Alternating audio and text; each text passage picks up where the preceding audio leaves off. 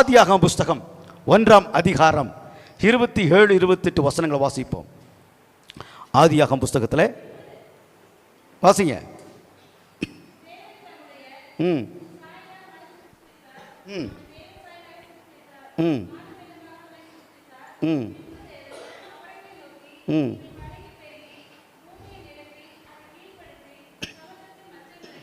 ம்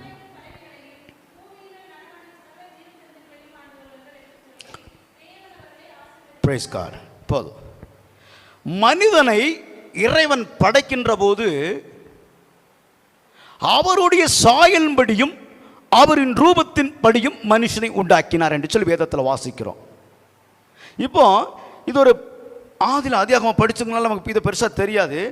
இதை குறித்து ஆவியான சொல்கிறது உங்களுக்கு நான் சொல்ல போகிறத காரியம் மறுரூபத்து குறித்தான ஒரு இதை இதான் முதல் மறுரூபமாகிற நிலை. ஃபஸ்ட்டு நமக்கு வருகிற ஒரு மறுரூப முகாம் அப்படின்னு வந்திருக்கலாம்ல. அதுபோல் முகாமுக்கு ஃபஸ்ட்டு வந்தவங்க தெரியாது, என்னென்ன தெரியாது. என்னவோ அவங்க வர்றாங்க, மறுரூப முகாம் சொல்கிறாங்க. இப்போ புதுசாக தம்பிகளாக வந்திருக்கிறாங்க, ஓடி போயிட்டானுங்க பாவம். அவனுக்கு மறுரூபம் ஆகிட்டானுங்க, வெளியே வேற முகமாகிட்டானுங்க, ஆளைக்கானா. இப்போது மறுரூப முகாமுக்கு வந்து அப்படியே நம்ம போகிறதுக்கு வரல. ஒரு மாற்றத்தை இறைவன் நம்முடைய வாழ்க்கையில் செய்யணும் அப்படிங்கிறத தான் உங்களோட இப்போ இதுக்கு நிறைய செலவு பண்ணி நிறைய முயற்சி எடுத்து நிறைய வைக்கப்படுற காரணம் என்னன்னு கேட்டிங்கன்னா, தேவனுடைய திட்டம் என்ன, தேவன் உன்னை எதற்காய் படைத்தார், தேவன் உலகத்தில் எல்லாத்தையும் படைச்சிட்டு மனுஷனை மட்டும் நம்ம நினைக்கிற போல உலகம் ஒன்றும் இல்லை. வேதாகமம் சொல்லுது பல உலகங்கள் இருக்குது. நம்ம ஒரு உலகம் நினச்சிக்கிறோம், பல உலகங்கள் இருக்குது. இப்போ அந்த ஒரு உலகத்தில் தான் நம்ம இருக்கிறோம். அந்த ஒரு உலகத்தில் இருக்கிற நமக்கு ஆண்டவர் எப்படி படைச்சார்? மனுஷனை படைக்கும் போது அவனை தம்முடைய சாயலாக மனுஷனை சிருஷ்டித்தார். அவனை தேவ சாயலாக சிருஷ்டித்தார். பாருங்க, மனுஷன் எப்படி சிருஷ்டித்தாரு? அப்ப நீங்கள என்ன சாயல்? நம்மள யாரு? தேவ சாயலா? எத்தனை விசுவாசிக்கிறீங்க தான் தேவ சாயல்னு? ஏன் மாறுபட்டு நிற்கிறீங்க? ஆளாளு ஒரே மாதிரி தான் இருக்கணும். இன்னைக்கு அது யோசனை இருக்கிறோமா? நம்முடைய ஃபேஸ் எல்லாத்துக்கும் ஒரே மாதிரி இருக்குது. ஆனால் நமக்கு எல்லாத்துக்கும் முகங்கள் மாறி இருக்கா இல்லையா? எல்லாரும் ஒரே மாதிரி தான் இருக்கணும் அவர் சாயல்னா. அப்போ தேவன் மாறி மாறி இருக்கிறாரா? இதுதான் உங்களுக்கு கற்றுக்கொள்ள போகிறோம். கடவுள் ஒரு மனுஷனை படைச்சார். இப்போ ஒரு குரங்கு வருது, ஒரு குரங்கு குட்டி போடுது. அந்த குரங்கு குட்டி ஒரே மாதிரி இருக்கும், பார்த்தீங்களா? ஒரு நாய்க்குட்டி மனுஷன் மிருகமெல்லாம் ஒரே மாதிரி இருக்குது. ஆனால் மனுஷன் மட்டும் கொஞ்சம் கொஞ்சமாக வேறு வேறையாக நிற்கிறான். ஒருத்தன் கருப்பாக இருப்பான், ஜகப்பாக இருக்கான், கலராக இருக்கிறான், கலர் இல்லாமல் இருக்கிற பல இதுங்களும் இருக்குது. இதை குறித்து வேதாகம் நமக்கு என்ன கற்றுக் கொடுக்கிறது? சத்தியத்தில் நம்ம கற்றுக்கொள்ள வேண்டிய காரியம் என்ன அப்படிங்கிறத பார்க்குறோம். இங்கே வேதம் சொல்லுது, தேவன் தம்முடைய சாயலாகவும் மனுஷன் சிருஷ்டித்தார். அவனை தேவ சாயலை சிருஷ்டித்தார், ஆணும் பெண்ணுமாக அவரை சிருஷ்டித்தார். தேவன் மனுஷன் எப்படி படித்தாரு? ஆணும் பெண்ணுமா. இப்போ ஆண்டவர் ஆனா பெண்ணா?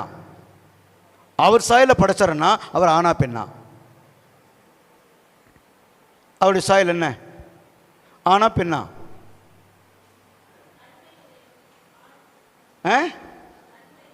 தன்மை. ஆண்டவர் பைபிள் போட்டிருக்கு, அவர் சாயலை படைச்சாரு, ஆணும் பெண்ணுமாக சிருஷ்டித்தார். அப்புறம் ஒரு ஆனா பெண்ணா? புரியுதா உங்களுக்கு? ஒரு தயாரிப்பாளர் எப்படி வேணால் தயாரிக்கலாம், அவர் படைக்கிற காரியங்களாம். ஆனால் இங்கே சொல்லுது ஆணும் பெண்ணுமாக சிருஷ்டித்தார் அப்படின்னா, இங்கே கவனிக்க வேண்டியதுன்னா அவர் ஆணும் பெண்ணுமாக இருந்தாரா அப்படிங்கிற கேள்வி எழும்புது. வேதாகமத்தில் அதுக்கு ஒரு காரியம் சொல்லிட்டு நான் செய்திக்குள்ளே போக விரும்புகிறேன். ஆண் தன்மையில காண்பிக்கும் போது ஆண்டவர் எப்படி செய்றார்னா, ஒரு தகப்பனை போல நம்மை சுமக்கிறார், ஒரு தாயை போல தேற்றுகிறார் அப்படிங்கிறாங்க. இப்போ நம்ம எல் ஷடாய் அப்படிங்கிறோம். எல் ஷடாய் அப்படின்னு என்ன தெரியுமா? சர்வ வல்லவர் அப்படின்னு சொல்லிடுவோம். ஆனால் யூப்ரூல படிக்கும்போது தாயின் மார்பை போன்றவர் அப்படின்னு போட்டிருக்கு. தாயின் மார்பை போன்றவனா, ஒரு தாய் தன் பிள்ளைக்கு பால் கொடுக்குறா பாருங்க, அந்த குழந்தை அரவணைச்சு தன் ரத்தத்தை கொடுக்குறா பாருங்க. எப்போ படைக்கும் போதே அவர் ரத்தத்தை கொடுக்கறதுக்கு ஆயத்தமாயிட்டார். அப்போ தேவ திட்டம் சொல்லுது. இங்கே 2 காரியங்களை நம்ம பார்க்க போகிறோம்.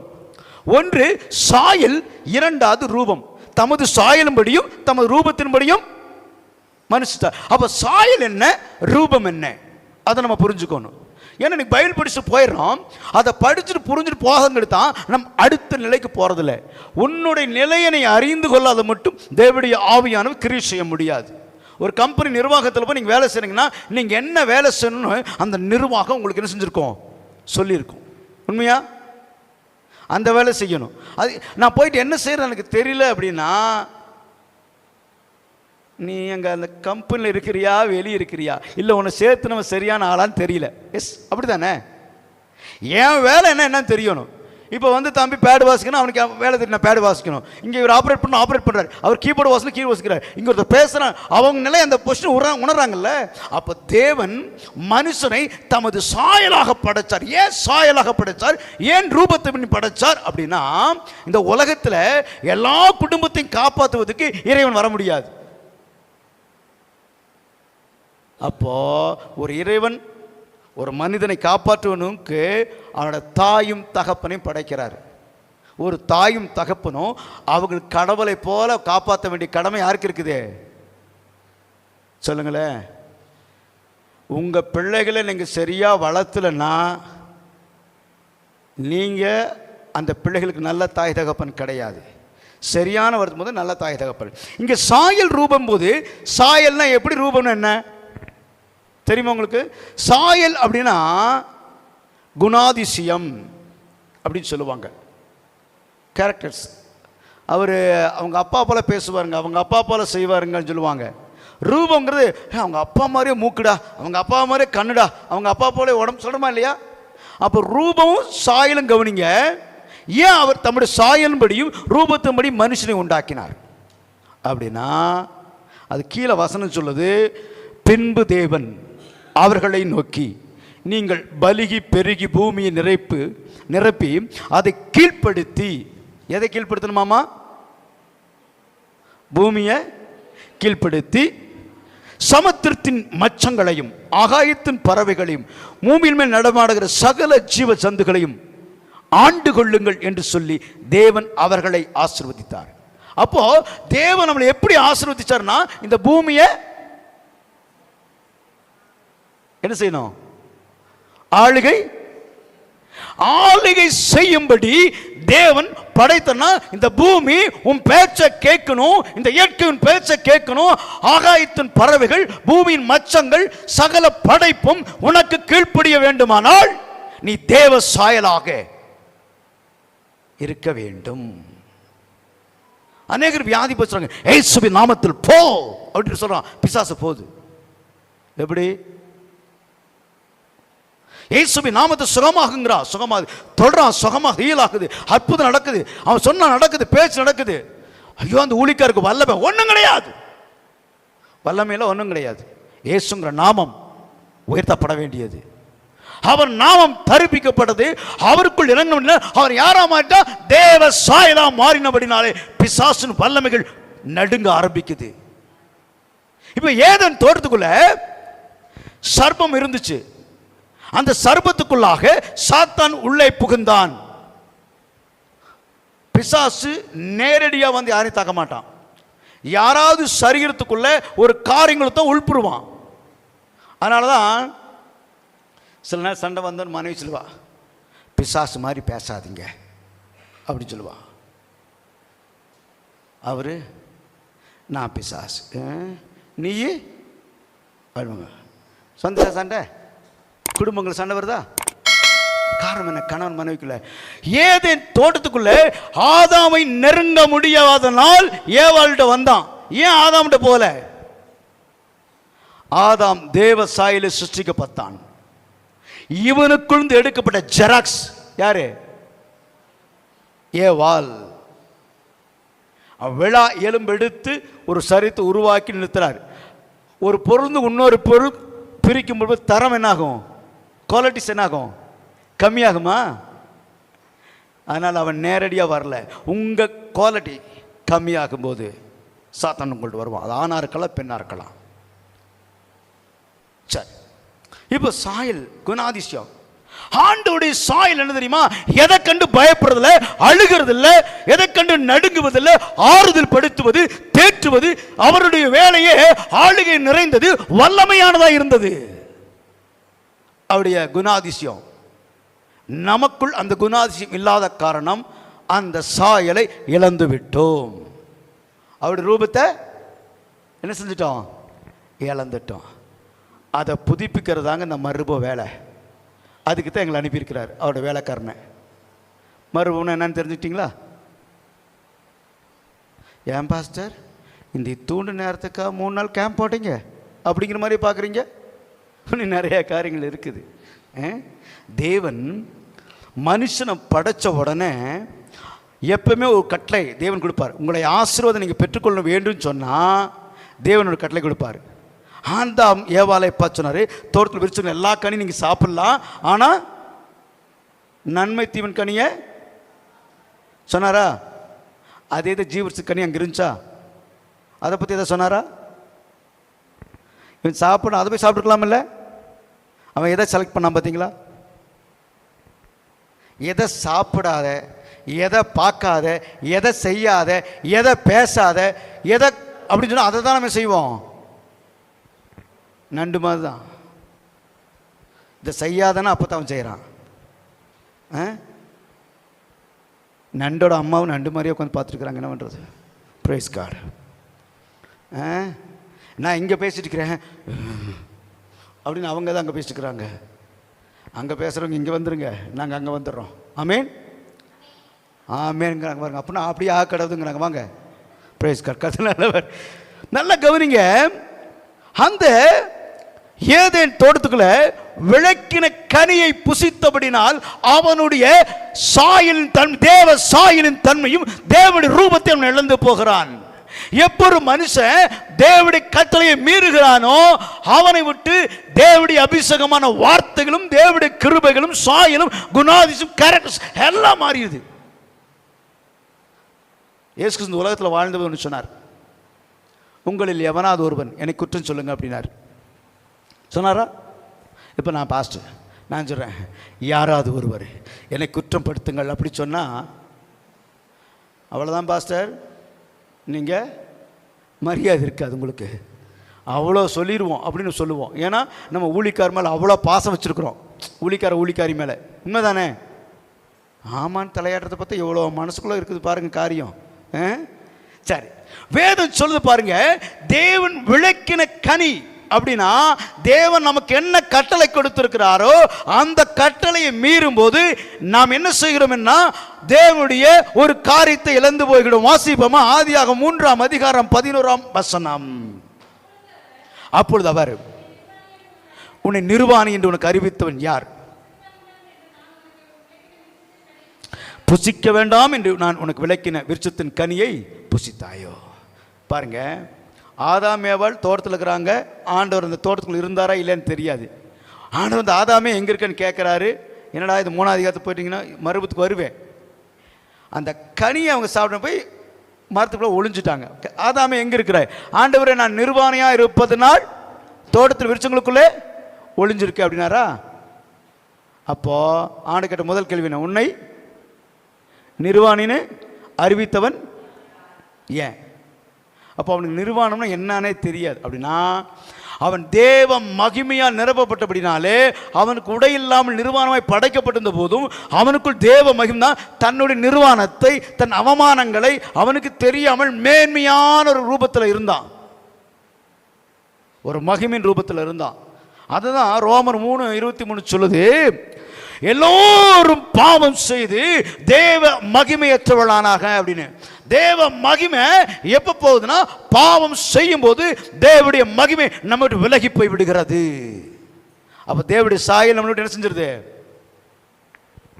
சொல்லுங்களேன். தேவ சாயல் பாவம் செய்யும் போது தேவன் அந்த ஏதேன்னு சொன்னாரு, இந்த கனி சாப்பிட வேண்டாம். சாப்பிட்ட உடனே தேவ மகிமை அவங்களோட விலகி போச்சு. விருட்சங்களுக்குள்ளாக ஒளித்து கொண்டார்கள். அப்படின்னு என்ன? மரங்களுக்கு பின்னாக ஒளிஞ்சுக்கிட்டாங்களா? இப்போ அவனோட வேலை என்ன வேலை? ஏதேன் தோட்டத்தை ஆளுகை செய்ய வேண்டியவன் என்ன பண்ணிட்டு இருக்கிறான்? ஒளிஞ்சிட்டு இருக்கிறான்.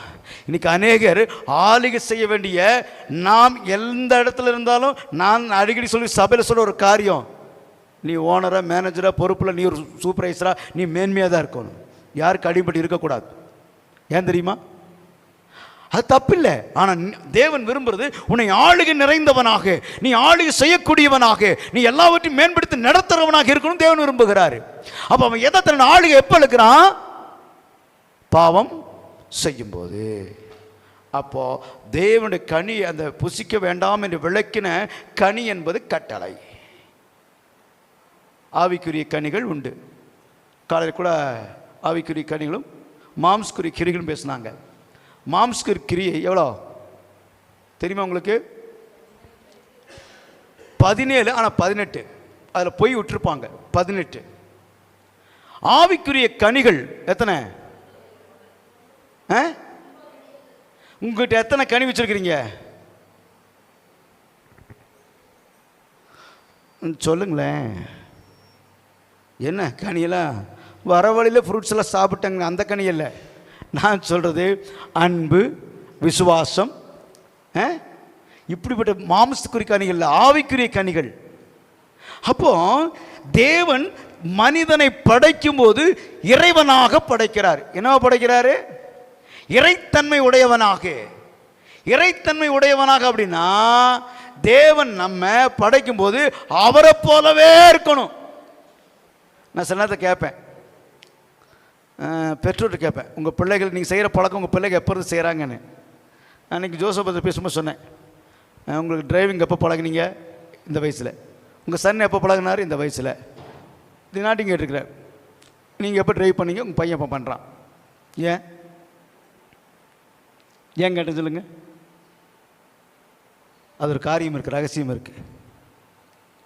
ஏன்னா உங்கள் கேரக்டர் உங்கள் பிள்ளைக்குள்ள இருந்துச்சுன்னா உடனே வெளிப்படுதுன்னா அந்த காலம் வெளிப்படுது, அந்த காலத்தில் அது வெளிப்பட்டுரும். அப்போ இயேசு கிறிஸ்துவோடைய சாயல், தேவனுடைய வித்து உனக்குள் இருக்குமானால் தேவனுடைய காரியம் உனக்குள் வந்து வெளிப்படணுமா இல்லையா? எப்போ வெளிப்பட்டுச்சு? ரட்சிக்கப்பட்ட உடனே வெளிப்பட்டுச்சா? ரட்சிக்கப்படுறதுக்கு முன்னாடி வெளிப்பட்டுச்சா? தேவனுடைய குணாதிசயங்கள். இந்த பசங்கள்லாம் வெளியிருந்து வந்த பசங்களெல்லாம் காணோம். கேம்புக்குள்ளே வர்றது என்ன செய்யணும்? மீட்டிங் தான், வெளியே ரவுண்ட்ஸ் கிடையாது. ஜாலியாக இப்போ டைம் பாஸ் பண்ணுறதுக்கெல்லாம் கிடையாது. இது ஒரு டைம் பாஸில் எல்லா தேவ சமூகத்தில் சின்ன பயப்பத்தோடு உட்காந்துருக்கணும். கர்த்தருக்கு ஸ்தோத்திரம். சரி, ஏன்னா நம்ம எதுக்கு நமக்கு பேசுகிறோன்னா, இப்போ நீங்கள் வந்து உட்காந்துட்டு போர் அடிக்கிறது போலாம் வரலாம். இதுக்கு நாங்கள் என்ன பண்ணியிருக்கிறோம்? கிரயம் நிறையா செலுத்தியிருக்கிறோம். உங்களை மீட்டெடுக்க வேண்டும், உங்களை ரட்சிக்க வேண்டும், உங்களை காப்பாற்ற வேண்டும், உங்களை அடுத்த நிலைக்கு கொண்டு போகணும்னு சொல்லி இரவும் பகலும் செபிக்கிறாங்க. சில உழைப்புகளை சம்பாதித்த பணங்களை கொட்டுறாங்க. எப்படியாவது இந்த ஊழியத்தை செய்யணும், தேவ திட்டங்களை நிறைவேற்றுன்னு சொல்லி அவங்கெல்லாம் தேவ சாயலில் இருக்கிறாங்க. நான் சொல்கிறது உங்களுக்கு புரியுதப்போ?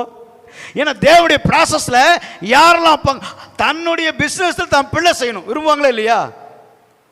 அப்போ தேவன் இந்த உலகத்தில் ஒருவனாக கெட்டு போகாமல் அவன் நித்திய ஜீவனை அடையணும். பிதாவாகி தேவன் தம்முடைய ஒரே பேரான குமாரனை இந்த பூலோகத்துக்கு தந்தாங்க. இறைவன் தன் மகன் அனுப்புறாரு. இப்போ தேவகுமாரனாகிய இயேசு கிறிஸ்து நம்மளை அனுப்பியிருக்கிறார். அவருடைய குமாரனா ஒரு பிள்ளையா. எதுக்காக? அவருடைய வேலையை சொல்லுங்களேன். எத்தனை பேர் செய்கிறோம் அவரோட வேலையை? கொஞ்சம் அவங்க அப்படி செய்கிறவங்க மட்டும் கை தூக்குங்க, அவரோட ஊழியத்தை செஞ்சுட்டுருக்குறோன்னு சொல்லி கறந்துங்க பக்கம் யாரெல்லாம் செய்யணுங்க பார்க்கலாம். ஒன்று என்ன ஒரே ஒரு ஆள் தான் கொஞ்சம் அதை ஊழியும் போது நானும் இருக்கிறேன் என்ன சேர்த்துங்க அப்படி கணவரோட அந்த அம்மா சொல்லுது. 2 ராஜசேகமாக கை தூக்குறாங்க. 1 3 அம்மா என்ன செஞ்சுருக்கிறீங்கம்மா? அவரோட ஊழியம் என்ன செஞ்சுருக்கிறீங்க சொல்லுங்கள். என்ன செய்கிறீங்க? ஜோசப் நீங்கள் என்ன செய்றீங்க ஊழியத்தில்?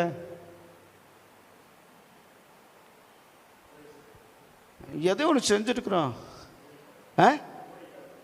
ரைட், கரங்களை தடுங்க மேலே அவருக்கு சொல்ல தெரிய மாட்டேது நமக்கு. ஊழியம் என்ன தெரியுமா?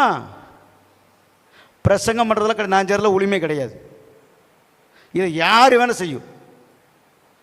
ஒரு கழுதியை பேச வச்சிங்கன்னா பழகிடுச்சுன்னா அது பிரசங்கம் பண்ணும். ஆனால் ஜனங்களாக இருந்த கஷ்டத்தோட கஷ்டப்பட்டு அந்த மக்களை அப்படியே கொண்டு வந்து நிறுத்துகிறோம் பாருங்க ஆண்டவருக்காக, அதுதாங்க ஊழியம், தியாகங்கள். இதெல்லாம் வந்து பைபிள் தூக்கி பிரசங்கம் பண்ணுறதை மட்டும்தான் ஊழியம் நினச்சிங்கன்னா உங்களை நீங்கள் வஞ்சிக்கிறீங்க.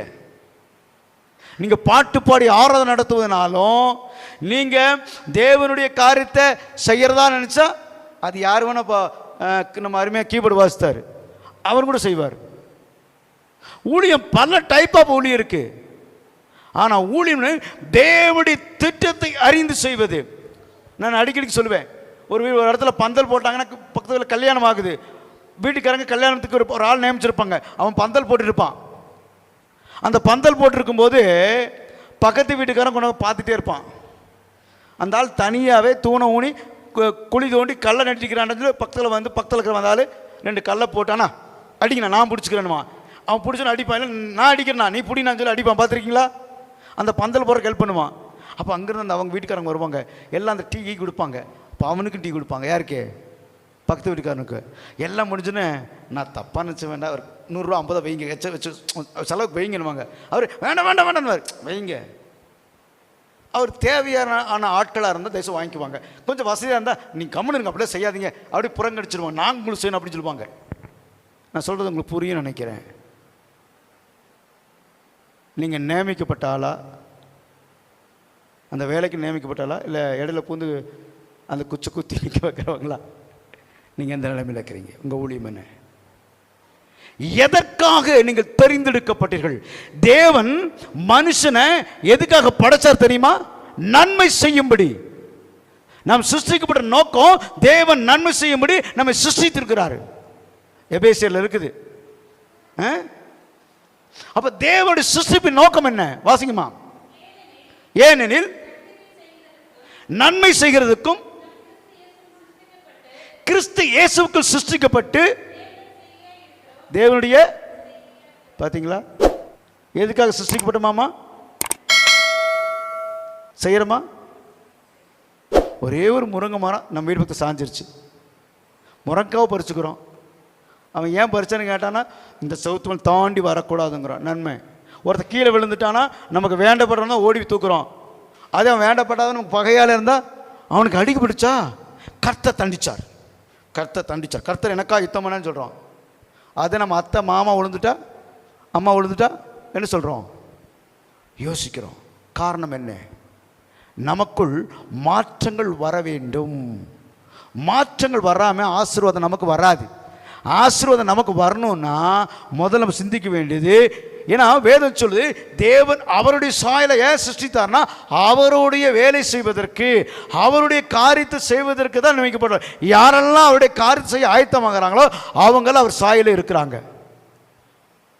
அப்படி செய்யாதவங்கெல்லாம் வேறொரு சாயலில் இருக்கிறாங்க. இப்போ சாயலை குறித்து உங்களுக்கு புரியுதா? ரூபம் எப்போ மாறுது? ஒவ்வொருத்தையாக ரூபம் மாறுது. அப்படின்னா நமக்குள்ள கோபம், எரிச்சல், நம்ம தகப்பன் இருந்தது வரோம், அவர்கிட்ட இல்லாத ஒரு கேரக்டர்ஸ், குணாதிசயங்கள், அவர்கிட்ட இல்லாத கெட்ட பழக்க வழக்கங்கள் நம்மக்கிட்ட இருக்குமா? அப்படின்னா நமக்கு பிறக்கிற பிள்ளைகள் என்னாகும்? நம்மை மாதிரி இல்லாமல் கொஞ்சம் சேஞ்சாக பிறக்கும். தகப்பனை நம்ம அப்பா அம்மா போல இருப்போம், நமக்கு பிறக்கிற பிள்ளை தாத்தா பாட்டி போல இருக்காது. அங்கிருந்து குவாலிட்டி என்ன ஆயிடுச்சு? கம்மியாயிடுச்சு. ஆனால் தேவனுடைய ஊழித்து செய்கிறவங்க, தேவனுடைய பிள்ளைகள் பார்த்தோன்னா தாத்தா மாதிரியே இருக்கிறான்டா அப்படின்வாங்க. அந்த வாரிசின் வித்துகள் என்ன செய்யும்? தொடர்ந்து வரும். அதுபோல் நம் வசனத்தினால் அவருக்கு ஜென்மிக்கப்பட்டிருக்கிறோம். யாருனால? அவருடைய வசனத்தினால் நம்ம என்ன பண்ணிருக்கிறோம்? ஜென்மிக்கப்பட்டிருக்கிறதுனாலே வேதம் சொல்லுது தேவனுடைய வார்த்தை என்று அவரை குறித்து சொல்லுகிறது. தேவனுடைய வார்த்தை என்று அவர் சொன்னா அவருடைய நம் சாயல் குணாதிசயம் இருந்தா நம்முடைய வார்த்தை எப்படி தெரியுமா? நீதிமொழிகள் 16 என்ன சொல்லுது? 1 நீதிமொழிகள் 16:1 நாவின் பிரசுத்திரம் கர்த்தராலே. நம்ம சொல்ற வார்த்தை யாரால வருமாமா? அப்ப இருதயத்தின் நிறைவு. அப்ப இருதயத்துக்குள்ள யார் இருக்கிறா? யாரோட திட்டம் இருக்குது? யாரோட வார்த்தை இருக்குது? அப்ப பாருங்க, நம்ம என்ன மாறணும் அப்படின்னா பாவத்தை விட்டு வெளியே வரணும். அதை தான் வேதாகமம் சொல்லுது. அதை தான் நான் பார்க்கும்போது இன்றைக்கி அநேக கிறிஸ்தவங்க நல்லா பார்த்தீங்கன்னா, நம்ம கிறிஸ்தவங்க நம்ம செய்வோம், தப்பு செய்வோம். என்கிட்ட குற்றமே இல்லை, நான் தப்பே செய்யலை, கரெக்டாக இருக்கிறேன்னு சொல்லி யாராவது கை தூக்க முடியுமா? யாராவது ஒருத்தராக தூக்குறீங்களான்னு பார்ப்போம். என்கிட்ட எந்த குற்றமும் இல்லை, நான் கரெக்டாக இருக்கிறேன் அப்படி சொல்ல முடியுமா? அப்போ நமக்குள்ள என்ன இருக்குது? குற்றம் இருக்குது, அப்படி தானே இருக்கா இல்லையா? எதுக்குமே தலையாடுறப்போ ஆட்டாமல் இருந்தது பார்த்தா எனக்கு குழப்பமாக இருக்குது. ஒன்று குற்றம் இருக்குன்னு அவன் இருக்குன்னு சொல்லணும், இல்லைன்னா இல்லைன்னு சொல்லணும். அப்படி என்னைய பார்த்தா என்ன அர்த்தம்? முதல் நீ கை தூக்குனியா அப்படின்னு பார்க்குற மாதிரியே கேட்குறீங்கன்னு. உங்களை பார்த்து எனக்கு தெரியாமங்க நின்றுக்கிறேன்.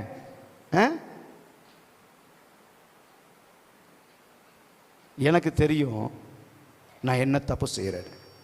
ஒவ்வொரு மனுஷருக்கும் தன் பாவங்கள் தெரியும். தெரியுமா தெரியாதா? அதனால் ரோமருக்கு பவுல் நிருபங்கள் எழுதும்போது அந்த 12ஆம் அதிகாரத்தில் 2 அது எல்லாருமே மறுபத்தை குறித்து பேசணும். நீங்கள் இந்த பிரபஞ்சத்துக்கு ஒத்த வேஷம் தெரியாமல். நம்ம சொந்தக்கார் வந்துட்டா நம்ம சில கிறிஸ்தவ குடும்பங்களே இருக்குது. இவங்க குடும்பம் வந்தால் ஒரு மாதிரி இருக்குது, அவங்க மாமா வேறு குடும்பம் வந்தால் வேறு மாதிரி இருக்கும். சில குடும்பம் நடக்குதா இல்லையா? எல்லா குடும்பத்தும் அந்த பிரச்சனை இருக்குது. நம்ம உறவுகள் வந்துட்டு நமக்கு சந்தோஷமாக இருக்கும். வீட்டுக்கார் சைடில் அக்கா தங்கச்சி நாத்தனார் கொழுந்தனார் வந்துட்டாங்கன்னா போதும், சோத்திரம் இவங்க எதுக்கு வந்தாங்க. அது போல் கொழுந்தியா வந்து இவனுக்கு சந்தோஷம் தான், மற்றபடி அவனுக்கு வந்து இல்லை.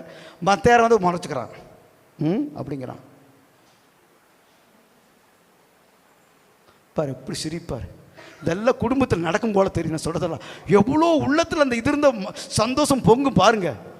வேதாகம் என்ன சொல்லுதுன்னா, எல்லாத்தையும் ஒரே போல நீங்கள் இந்த பிரபஞ்சத்துக்கு இந்த உலகத்துக்கு ஒத்த வேஷம் தெரியாமல். அப்படின்னா தேவன் என்ன உனக்கு கட்டளை நியமிச்சாரோ அங்க போகாத, அது கூட சேராத, அதை செய்யாத, இதை பார்க்காத, இதை பேசாதன்னு கட்டளையிட்டாரா?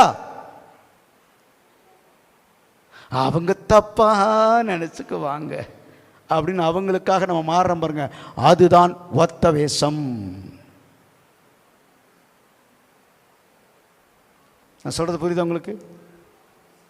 அங்க போகக்கூடாது, அந்நிய நுகங்களோடு இணைக்கப்படக்கூடாது, இல்லை அந்நிய மனுஷோடு சேரக்கூடாது, இதனை செய்யக்கூடாது, அவங்களோட சேரக்கூடாது, விபச்சாரத்தோட கலவாது, அவனோடு சேராது, போஜனப்பரோடு இணைக்காது, எல்லாம் கேட்டுக்குவோம். நம்ம எல்லாத்தோடு பாலாக்குவோம். என்ன பண்றதுங்க? அவங்க என்ன தப்பா நினைச்சுக்குவாங்க. சொல்றோமா? எப்போ நீ தேவனை விட அதிகமாக உன்னோட சுயத்தை நிறைவேற்றியோ உன் வாழ்க்கையில் நீயே உன் தலைக்கு மண்ணத்துக்கு போட்டுக்கிறேன்னு அர்த்தம். வேதாகம் சொல்லுது, நான் சொல்லலை. ஏன்னா வேதாகம் சொல்லு, நீங்கள் இந்த உலகத்துக்கு ஒத்த வேஷம் தெரியாமல் தேவனுடைய நன்மையும் பிரியமும் பரிபூர்ணமான சித்தம் இன்னதென்று பகுத்தறியத்தக்கதாக உங்கள் மனம் புதிதாகிறதுனாலே மறுரூபம் ஆகுங்கள் என்று ரோமர் என்ன செய்து 12:2 சொல்லுகிறது. அப்போ நம்ம இந்த உலகத்துக்கு ஒத்த வேஷம் எப்படி அப்படின்னா, பாஸ்டர் வந்தால் தான் பிரைஸ் லார்ட் பாஸ்டர் வாங்க அப்படின்னு சொல்லி பைபிளை அப்போ தான் தட்டி தொடச்சி வைக்கிறோம். வீட்டுக்குள்ளே நுழையிற மட்டும் சீரியல் ஓடுது, பாஸ்டர் சத்தம் கேட்டால் சீரியல் நின்று போகுது. செய்கிறோமா இல்லையா? சினிமா பாட்டு வச்சுருப்போம், கேட்டுட்டு இருப்போம், பார்த்துட்டு இருப்போம், பாஸ்டர் தான் நிறுத்திடுவோம். அட பாஸ்டருக்கு பயப்படுறியே, உனக்கோட சர்வ காலமும் உன்னோட வாழ்கிற ஆண்டவருக்கு பயந்தியா? பொய் பேசும்போது தைரியமாக பேசுகிறோம், நயமாக பேசுகிறோம், நம்ம நாணத்தினால் பேசுகிறோம், திறமையினால் பொய் பேசுகிறோம், நம்மளை எல்லாம் மதிக்கணுங்கிறதுக்காக பொய் பேசுகிறோம். நம்ம பொய் பேசும்போது கர்த்தனை பக்கத்தில் தான் நிற்கிறார். அது பாஸ்டருக்கு பயப்படுற, ஊழிக்காரிக்கு பயப்படுற, ஆனால் உண்டாக்கின கடவுளுக்கு பயப்படியாங்கிறத எங்களுடைய வேண்டுகோளாக இருக்குது. ஏன்னா அவர் சொன்னார், சதா நாட்கள் நான் உங்களோட கூட இருப்பேன். அவர் வாக்கு பண்ணிட்டார். அப்போ நம்மளோட அவர் இருக்கிறார்.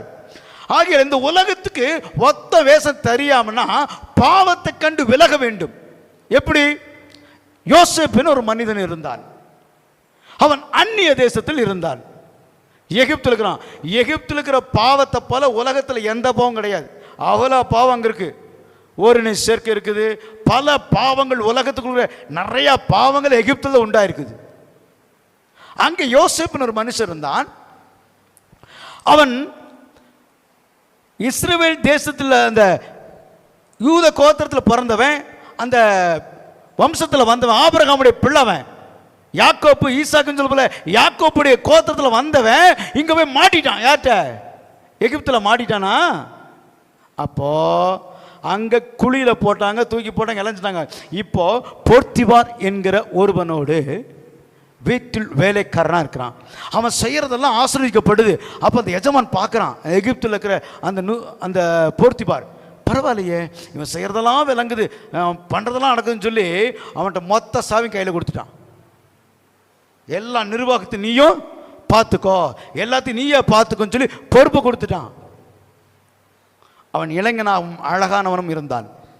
போர்த்திபார் அவன் அதிகமாக வெளிநாடு செல்கிறவனாக இருந்தான். ஒவ்வொரு நாடில் போய் அந்த காரியங்களை பர்ச்சேஸ் பண்ணி வர்றது அவன் வேலை.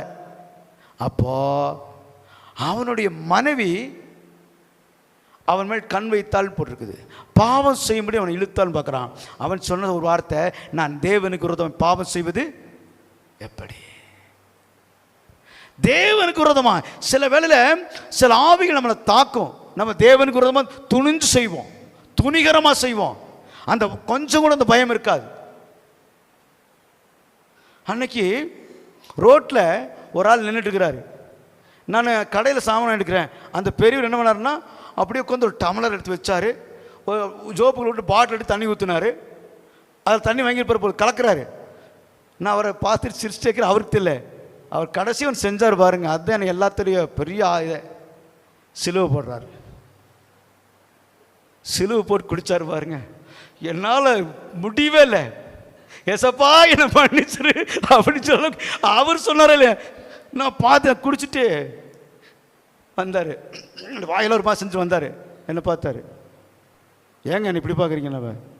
நீங்கள் தண்ணி சாப்பிட்டதும் கூட நான் கேட்கலிங்க, அதில் ஒரு சிலுவை போடு, நான் ஆசிக்காரங்க அப்படின்னாரு.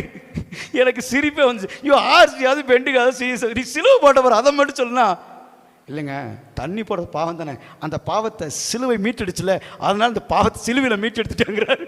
பாஸ்ட்டுக்கு உபதேசம் பண்ண முதல் ஆள் அவராக தான் இருப்பார். எனக்கு அன்புக்குரியவர்களே, சில வேளையில் நம்முடைய பாவத்துக்கு காரணம் சொல்லிட்டு இருக்கிறோம். ரைட்? நம்முடைய தவறுக்கு காரணம் சொல்லிட்டு இருக்கிறோம். வேதம் சொல்லுது, தன் பாவங்களை மறைக்கிறவன் வாழ்வடைய மாட்டான். உன் வாழ்க்கை நல்லா இருக்கணும், பாவத்தை அறிக்கை செஞ்சு விட்டுவிடு. தன் பாவங்களை மறைக்கிறவன் வாழ்வடைய மாட்டான். அவைகளை அறிக்கை செய்து என்ன செய்யணுமாமா? என்ன செய்யணும்? சத்தமா சொல்லுங்களேன். விட்டுடணும். ஆண்டவரே இந்த பாவத்தை நான் செஞ்சிருக்கேன், இனிமேல் செய்ய மாட்டேன்னு விட்டுறணும். அப்போ அப்படி விட்டு விடுகிறவனை இரக்கம் பெறுகிறான். பாவத்தை என்ன செய்யக்கூடாது? ஒரு பொய்க்கு இன்னொரு பொய், இன்னொரு தப்புக்கு இன்னொரு தப்பு. திருடுவான், ஏண்டா திருடன் கேட்டேன்னா அவன் காட்டி கொடுத்துருவான், அவன் குத்திடுவான், கொலை பண்ணிடுவான். உண்மை தானே? இல்லை ஒரு காயப்படுத்திடுவான், அவனை அடிச்சு போடுவான். உங்கள் பாவம் உங்களை தொடர்ந்து பிடிக்கும் என்று நிச்சயம் அறியுங்கள். நம்முடைய பாவம் யாருக்கு வரும்? அப்பா சொத்து யாருக்கு வரும்? உன் பிள்ளைகளுக்கு நீ என்ன செய்து வச்சிருக்கிற? நீ செஞ்ச பாவம் சொத்தும் பிள்ளைக்கு வரும்னா, நீ சம்பாரிச்ச பாவமும் சாபமும் உன் குடும்பத்துக்குள் வரும், உன் பிள்ளைகள் மேல வரும். பார்த்தீங்களா? நினச்சிக்கலாம், நீ ஊழியக்காரனுக்கு விரோதமாக பேசலாம், ஊழியக்காரனுக்கு விரோதமாக செய்யலாம், இல்லை நீ உன்னுடைய பரிசுத்த வாழ்க்கையில் தேவனுக்கு விரோதமான காரியம் செய்யலாம், இல்லை அடுத்த குடும்பத்துக்கு தீமை செய்யலாம், ஒரு குடும்பத்தை கெடுத்து நாசம் பண்ணலாம். நீ எதோ செஞ்சுட்டு நல்லா மேன்மையை காமிச்சுக்கலாம். ஆனால் உன் பாவம் உன் பிள்ளை மேலே வரும். சில சொல்லுவாங்க, என்ன பாவம் செஞ்சான்னு தெரியலிங்க, எனக்கு ரொம்ப எங்கள் குடும்பத்தில் வியாதி. சாபம் வியாதியாக மாற ஆரம்பிக்கும், கொள்ளை நோய்களாக கொடிய நோய்களாக வரும், அதை மனுஷனை அழிக்கும். உன் கண்ணுக்கு முன்னால் உன் பிள்ளைகள் உருகுலைந்து போவார்கள், உன் எதிர்காலம் இருண்டு போயிடும். காரணம் பாவமே. அதான் சொல்ற, உங்கள் பாவம் உங்களை தொடர்ந்து பிடிக்குமாமா.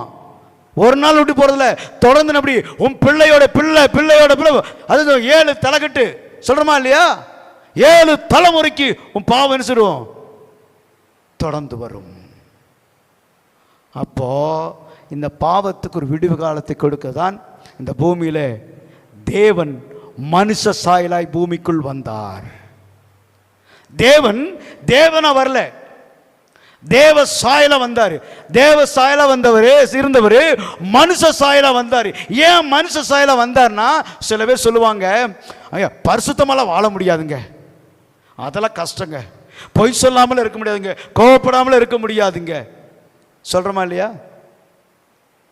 எத்தனை சொல்லுவோம், நான் அப்படிதான் இருக்க முடியாதுங்க பாஸ்டர், அது கடவுளுங்க, நம்ம அப்படி இருக்க முடியுமாங்க? அப்படிலாம் இருக்க முடியாதுங்க. எத்தனை பேர் சொல்லியிருக்கிறோம், நம்ம சொல்லியிருக்கோமா இல்லையா? அவர் மாதிரி பரிசுத்தமாக இருக்க முடியாதுங்க. நான் கேட்குறேன், உங்கள் பிள்ளைகள் எவ்வளோ வெயிட் சமைப்பாங்களோ அந்த வெயிட் தான் கொடுப்பீங்க, அதுக்கு மேலே வெயிட் என்ன செய்ய மாட்டீங்க. இப்போ ஒரு குழந்தை புள்ள ஆடிட்டு ஓடிட்டு இருந்தா பாருங்க, அவன் மேலே தூக்கி பெரிய வெயிட் வைக்க முடியுமா? வைக்க முடியுமா? ஏன் வச்சா என்ன ஆகும்? அவன் தாங்க மாட்டான். இவ்வளோ சிந்திக்கிற நம்ம தேவன் நம்ம தாங்குமா தாங்குமான்னு தெரியுமா தெரியாதா? சிந்திச்சு பாருங்களேன். அப்போ என்னன்னா, தேவன் நம்மை கவனிக்கிறாரு. நம்முடைய பேச்சுகள், நம்முடைய பார்வைகள், நம்முடைய கிரிகள், நம்முடைய செயல்கள் எல்லாவற்றையும் வாட்ச் பண்ணிருக்க. நம்ம நினச்சிக்கிறோம் தேவன் நமக்கு தெரியாது. அப்போ நம்முடைய பாவம் என்ன செய்யுதுன்னா, ஒரு முட்டைக்குள்ள எவ்வளோ முட்டை உருவாகுன்னு தெரியாது, ஒரு விதைக்குள்ள எத்தனை மரம் கனிகள் இருக்குன்னு யாருக்கா தெரியுமா? அதுபோல பாவத்துக்குள் எத்தனை சாபங்கள், எத்தனை பாவங்கள், எத்தனை அக்கிரமங்களுக்கு உனக்கு தெரியுமா? துணிஞ்சு செய்கிறோம், பயம் இல்லை, தெய்வ பயம் இல்லை, தெய்வ திட்டம் இல்லை, நம்ம பாட்டுக்கு நம்ம வாழ்க்கை வாழ்கிறோம், நம்ம இஷ்டத்துக்கு சுற்றுறோம், நம்ம இஷ்டம் செய்கிறோம், ஏதோ வாழ்ந்துட்டு இருக்கிறோம் இல்லை. அப்போ தேவன் மனுஷன் மேல் பிரிய வைத்தார். அந்த பிரிய வைத்த தேவன் என்ன செய்யறன்னா, நம்ம தேவ மகிமை இழந்து போன பாருங்க, அப்போ அந்த மகிமையை திரும்பவும் நமக்கு தரும்படி விரும்பினார். இப்போ தேவ சாயல இருந்த நீ பாவம் செய்தபடினாலே பாவ சாயலாய் மாறினாய். சாயலுக்கு என்ன சொன்ன அர்த்தம்? குணாதிசயம். குணாதிசயம்ங்கிறது கேரக்டர். என்ன சொல்ல தமிழில் குணாதிசயத்துக்கு என்ன ஒன்று நீ தெளிவாக சொல்ல முன்னாடி சொல்லலாம். நம்முடைய குணங்கள் சொல்லாம, அவன் குணம் ஒன்றும் சரியில்லைங்க, அவர் நல்ல குணங்க அப்படி சொல்கிறோமா இல்லையா? அதுதான் சாயல். அப்போ தேவன் அந்த தேவ சாயலை விட்டு போட்டு வெறும் மனுஷனாக இந்த பூமியில் வராரு. எதுக்கு தெரியுமா வந்தாரு?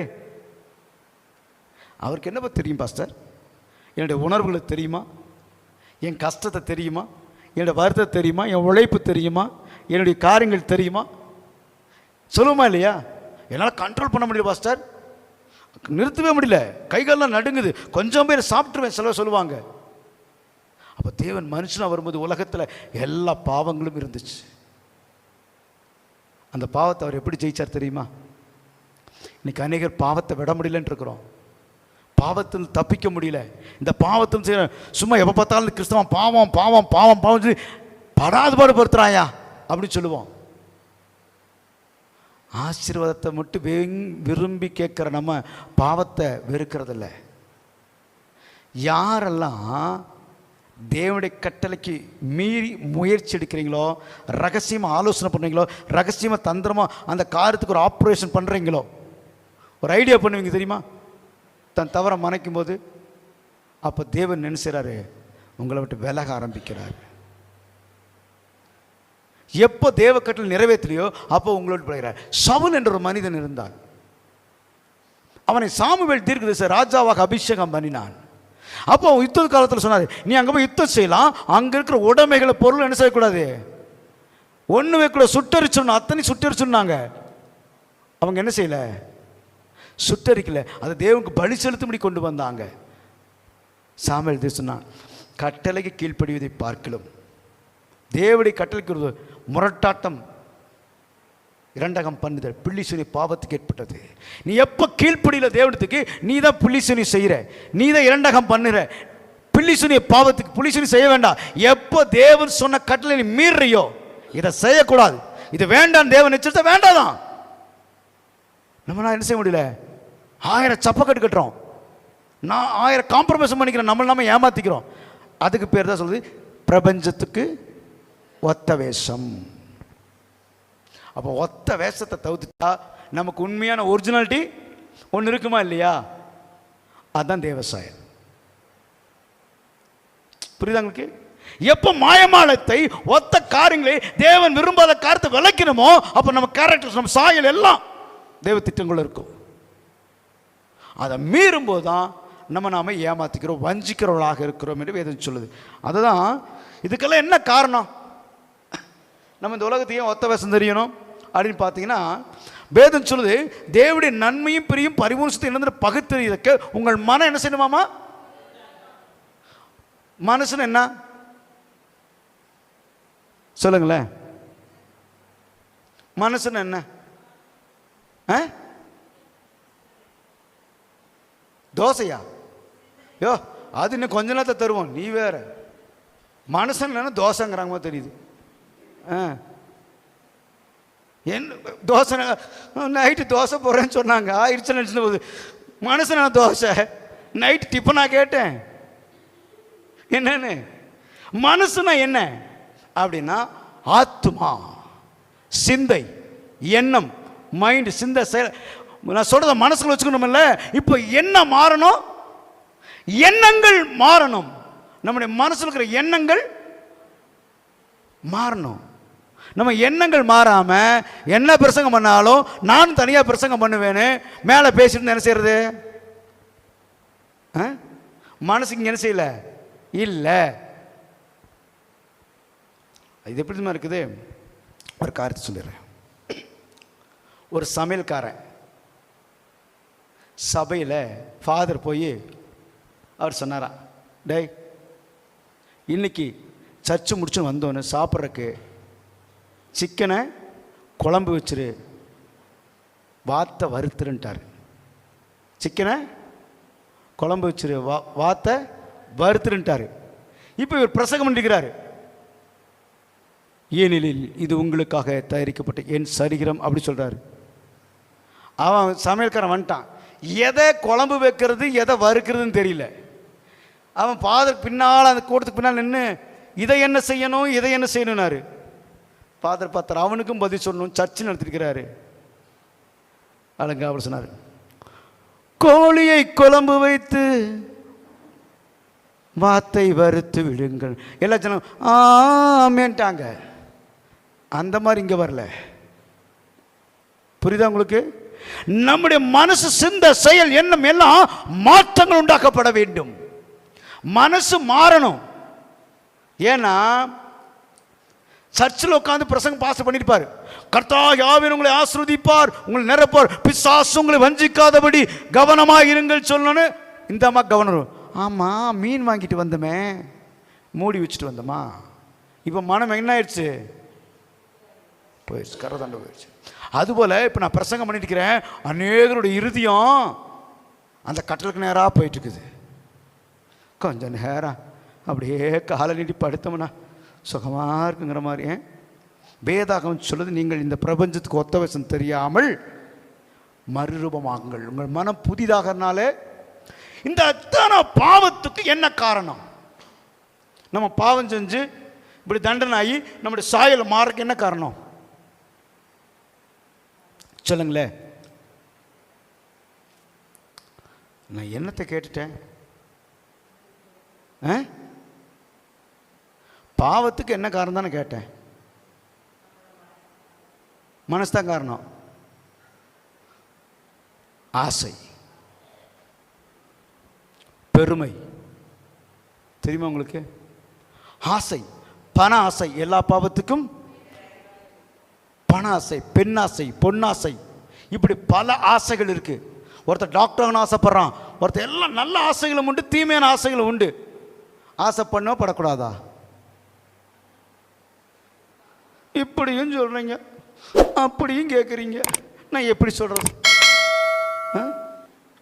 ஆசை, பணம் நமக்கு தேவை, ஓவரா நினைக்கூடாது. பணம் ஆசை தான் பாவம்.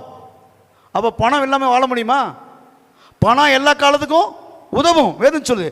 அப்போ பண ஆசை எல்லாத்தையுமே வேறாக்கு. சிலர் இதை இச்சித்து விசுவாசத்தை விட்டு வழி விலகி அநேக வேதனை தங்கள் உருவ குத்தி கொண்டார்கள். அப்படி அப்போ நமக்கு வர்ற பிரச்சனைக்கு காரணம் ஆசை. தகுதிக்கு மேலே என்ன செய்யக்கூடாது? நான் சொல்கிறேன், தகுதிக்கு மேலே நீங்கள் ஆசைப்படுங்க. என்ன பாஸ்டர் இப்போத்தான் கொஞ்சம் நான் தெளிவானேன், மறுபடியும் குழப்பமா? பண ஆசையே வேண்டாம், அதுக்கு மேலே ஆசைப்படுங்கண்ணே. நமக்கு பணம் தேவையே தேவையில்லையா? யாருக்குள்ள பணம் வேண்டாம்?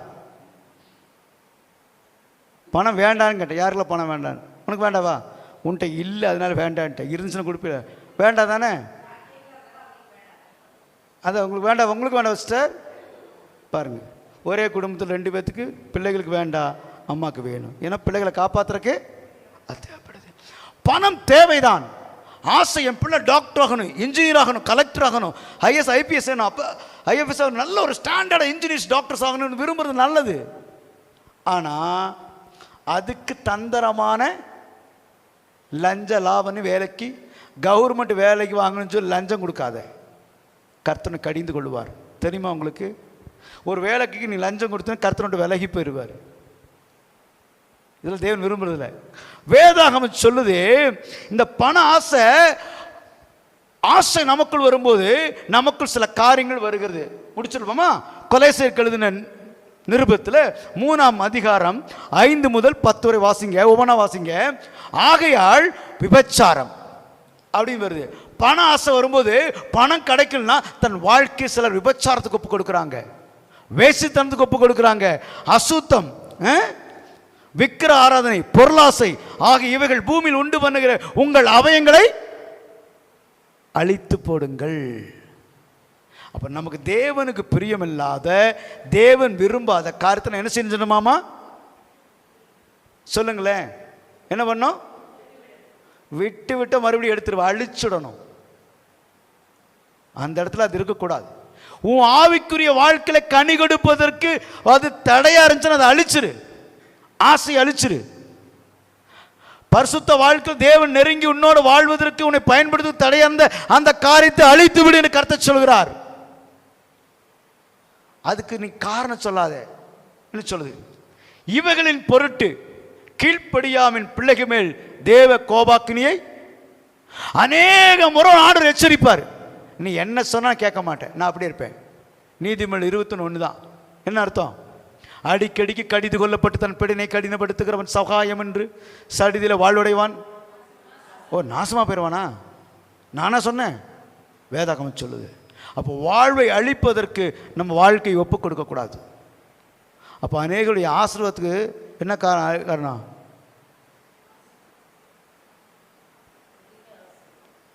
அதிக ஆசை தான். ஆனால் வேதம் சொல்லுது பாருங்க, அந்த 7ஆம் வசனத்தில், நீங்கள் முற்காலத்தில் அவர்களுக்குள்ளே சஞ்சரித்த போது அவைகள் செய்து கொண்டு வந்தீர்கள். புரியுதா? இதெல்லாம் நம்ம முதல்ல செஞ்சுட்டு இருந்தோம். ஆண்டவர் உன்னை குற்றப்படுத்தல, உன்னை தண்டிக்க விரும்பல, உன் பாவத்தை சொல்ல, அதெல்லாம் செஞ்ச ஒரு காலத்தில். ஆமாயா, அது பரம்பரையா வந்துச்சு, பரம்பரையா பாவம் வந்துச்சு, பரம்பரையா. இப்போ உதாரணமாக சொல்லப்போனா, சில ராஜ அரண்மனைகளில் அவங்க தாய் அவங்க பிள்ளைகள் என்ன செஞ்சுட்டு வருவாங்க, ராஜாவோட அந்த புறத்தில் இருந்துகிட்டே வருவாங்க. அவங்க குடும்பங்கள் வம்சம் வம்சமாக. கோயில்கள் அப்படி இருக்கிறாங்க, தேவதாசிகள் சொல்லி. இப்படி பாவங்கள் தொடர்ந்து வந்திருக்குது. அப்ப வேதம் சொல்லுது, முற்காலத்தில் அவர்கள் சஞ்சரித்த போது அவையெல்லாம் செய்து கொண்டு வந்தீங்க. இப்பொழுதோ சொல்லுங்களேன், கோபம், மூர்க்கமும், சொல்லுங்களேன், வாசிங்க. கோபமும்,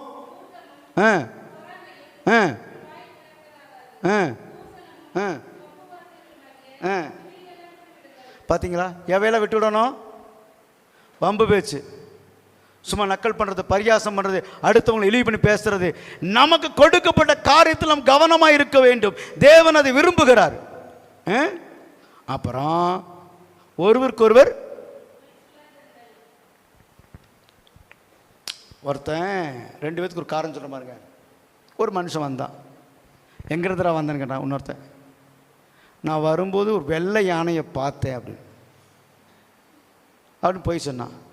இவன் பார்த்தா, ஏண்டா நீ என்ன விட பேசுகிறேன்ட்டு, ஏண்டா அந்த யானையை நான் தாங்க கட்டி வச்சுட்டு வந்தேன், அது நல்லா இருக்கான்னு கேட்டான். இவனுக்கு டவுட் ஆயிடுச்சு, உண்மையாலுமே இவன் யானை கட்டி வச்சுட்டு வந்திருப்பானோ. அவன் ஒரு பொய் சொல்கிறான், வெள்ளை யானை பார்த்துட்டு வந்தால் லேட் ஆகிடுச்சுன்னு. இவன் சொல்கிறான் நான் தான் கட்டி வச்சுட்டு வந்தேன்னு. ஃப்ரெண்டுக்கு அப்படி பேசிக்குவாங்க தெரியுமா? வாலி பசங்க வாலி பிள்ளைங்க அந்த பழகிறது தெரியுமா உங்களுக்கு? இருக்கா இல்லையா? நான் இப்போ தான் அங்கே போயிட்டு வந்தேன், அவன் சொல்லுவான் இல்லை நான் அங்கே போயிட்டு வந்தேனுமா. அது உங்களுக்கே தெரியும் நான் என்ன சொல்கிறேன், அது புரிஞ்சுக்குவீங்க. ரைட். வாலி பசங்களுக்கு தேவை இருக்கும். ஒருவருக்கொருவர் என்ன சொல்லக்கூடாதாம்மா, பொய் பேசக்கூடாது அப்படின்னு சொல்லுது. ரெண்டாவது, பழைய மனுஷனையும் அவன் செய்கையும் களைத்து போட்டு. யார் அந்த பழைய மனுஷன்? வேதாகமத்தில் பழைய பாம்பாகிய வலு சர்ப்பம். அவனுடைய செய்கை நீங்கள் என்ன செஞ்சிடணும், நீங்கள் பாவம் செய்யும்படி அந்த சர்ப்பம் உங்களை சுற்றி இருக்குது. அதனால தான் பாவத்தில் கட்டப்பட்டிருக்கிறீங்க. உங்களால் பாவத்தை விட முடியல. அந்த சர்ப்பம் உங்களை சுற்றி இருக்குது. அநேக பாவக்கட்டுகள் கட்டப்பட்டிருக்கிறீங்க, உடைக்க முடியல. காரணம் பாவக்கட்டுகள். இந்த கட்டுகள் அறுக்கப்படணும், இந்த கட்டுகள் விலகணும். நம்ம ஆர்டர் ஒப்பு கொடுக்கணும். நம்ம அந்த கட்டிலிருந்து விடுதலை ஆகணும்னா நம்ம அந்த பழக்கத்தை விடணும். ஆதி காலங்களில் சாப்பிட்ருக்கும்போது வெத்தலாக்கு போடுற பழக்கம் இருக்கும். சாப்பிட்டு வெத்தலாக்கு போடுவாங்க. அதில் புயலை சேர்ந்தது தான் பிரச்சனை. வெறும் வெத்தலை போடும்போது அது ஆரோக்கியமாக இருந்துச்சு. புயலை சேர்த்தும்போது தான் போதையாக மாறிச்சு. அதான் ஜர்தபிடாவாக மாறிச்சு. ஜர்தபிடா தான் ஆன்ஸாக மாறிச்சு. இப்போ ஆன்ஸ் எல்லாம் போய் வெறும் புயல ஆன்ஸ் வந்துருச்சு. இப்போ என்னென்னமோ பேரெலாம் சொல்கிறாங்க பசங்களாம். ஏன்னா வாய்க்கில் வைக்கிறது என்னென்னோ பேர் வருது, புதுசு புதுசாக வருது போதை. நமக்கே தெரியல. காரணம் என்ன? அந்த சர்பம் நம்மளை சுற்றிட்டே வருது. நான் ஒரு வாலி வயசாக இருக்கும்போது எனக்கு ஸ்மோக் பண்ணுற பழக்கம் இருந்துச்சு. நான் அப்படியே ஸ்மோக் பண்ண எங்கள் அண்ணன் வந்துடுவார். டக்குன்னு எடுத்து ஜோப்புக்குள்ள விட்டுருவேன். இப்படி மறைச்சு ஜோப்புக்குள்ள வச்சுருப்பேன். புகை இதுக்குள்ளே போயிட்டு இருக்கு. இப்படி அவர் போகணுமா இல்லையா? அவர் அப்போ தான் பார்த்து பேசுவார். அவன் ஃப்ரெண்டு, அவனோட ஃப்ரெண்டு சொல்லுவான், டேய் போயிடலாம் வாடா அப்படின்வான். என்ன அர்த்தம்? கௌரவமாக ஸ்மோக் பண்ணும்போது அவன் தம்பி ஸ்மோக் பண்ணுறான்டா, நீ போடான்னு. எங்க அண்ணா திரும்பி அவன்கிட்ட பேசணுமா? நான் சொல்கிறேன் போகிறையா இல்லை வேண்டாவான்னு கேட்பேன். அப்படின்னு போயிடுவான். என்ன ஆயிடுச்சு? உன்னுடைய பாவம் எங்கே வச்சாலும் புகையும் தெரியுமா? மறைக்கவே முடியாது. உன் பாவனை தொடர்ந்து பிடிக்கும். உங்கள் அந்தரங்க பாவங்கள் ஆவியானவர் எச்சரிக்கிறார். அந்தரங்க பாவங்கள் நமக்குள்ள இருக்குது, ரகசியமான பாவங்கள். அதெல்லாம் தேவன் எச்சரிக்கிறார். நீ காரணம் சொல்லாத, இது அது. அந்த காரணம் உனக்கு தடை அனுப்பிச்சு ஆவிக்குரிய வாழ்க்கை தூக்கி எறியும் போது தேவனோட நேசிராத. அப்படி நேசிக்கிறனா நீ தேவனுடைய ஆசீர்வாதத்தை இழக்கும்படி நீ விரும்பினது உன் கண்ணுக்கு முன்னாக ஒன்றுனா தூக்கப்படும். நான் பயமுறுத்தலை. என் வாழ்க்கையில் நான் அநேக குடும்பங்களை பார்த்துருக்கிறேன். நான் அதனால் உங்களை எச்சரிக்கிறேன். நீ அதிகமாக பிள்ளையை நேசிருப்ப, அந்த பிள்ளை தூக்கிடுவார் ஆண்டவர். ஐயோ புலம்புவேன் தெரியுமா? தேவ திட்டத்துக்கு விரோதமாக செயல்படாதீங்க. உங்கள் பாவங்களை விட்டுருங்க. உங்கள் பிள்ளைகள் பாவம் செய்வதற்கு முழுக்க காரணம் நீங்கள் ஜெபிக்காதே காரணம். உங்கள் ஜெபம் இருக்காது. அதிகாலை ஜெபத்தை முழங்கால் போட்டு ஜெபிக்கணும். கண்ணீரோடு அழுது ஜெபிக்கணும். பாரத்தோடு ஜெபிக்கணும். உன் கண்ணில் தண்ணி வரலாம், உன் குடும்பத்தின் பிள்ளைகள் உனக்கு அக்கறை இல்லை. காரணம் இயேசு கிறிஸ்து கண்ணீரோடு ஜெபித்தான். வேதத்தை படிச்சிருக்கீங்களா? படிச்சிங்களா? யாரெல்லாம் படிச்சிருக்கீங்க? இயேசு கண்ணீரோடு பலத்த சத்தோடு ஜெபித்தார். பலத்த சத்தத்தோட எப்படி ஜெபிச்சார்? கண்ணீரோடு. யாருக்காக அவர் ஜெபிச்சார் கண்ணீரோட? நீ மனம் திரும்ப வேண்டும், உன் பிள்ளைகள் மனம் திரும்ப வேண்டும், உன் எதிர்கால சன்னதி ஆசீர்வதிக்கப்படும், உன் சன்னதி சன்னாதங்கள் ஆசீர்வதிக்கப்பட வேண்டும் என்று தேவன் விரும்பினார். இயேசு கண்ணீரோடு கதறாரு, உன் குடும்பம் நல்லா இருக்கணும்னு. இன்றைக்கு தேவ மனுஷராக நாங்கள் அதை தான் உங்கள் குடும்பங்களுக்காக செஞ்சுருக்கிறோம். எதுக்காக? உன் பிள்ளை நல்லா இருக்கணும். உன் நடத்தை உன் பிள்ளைகளுக்கு தெரியும். தெரியுமா உங்களுக்கு? உங்கள் ரகசிய பாவங்கள் உங்கள் பிள்ளைகளுக்கு தெரியும். வெளியே சொல்ல முடியாமல் துடிச்சிருக்கிறாங்க சில பேர்.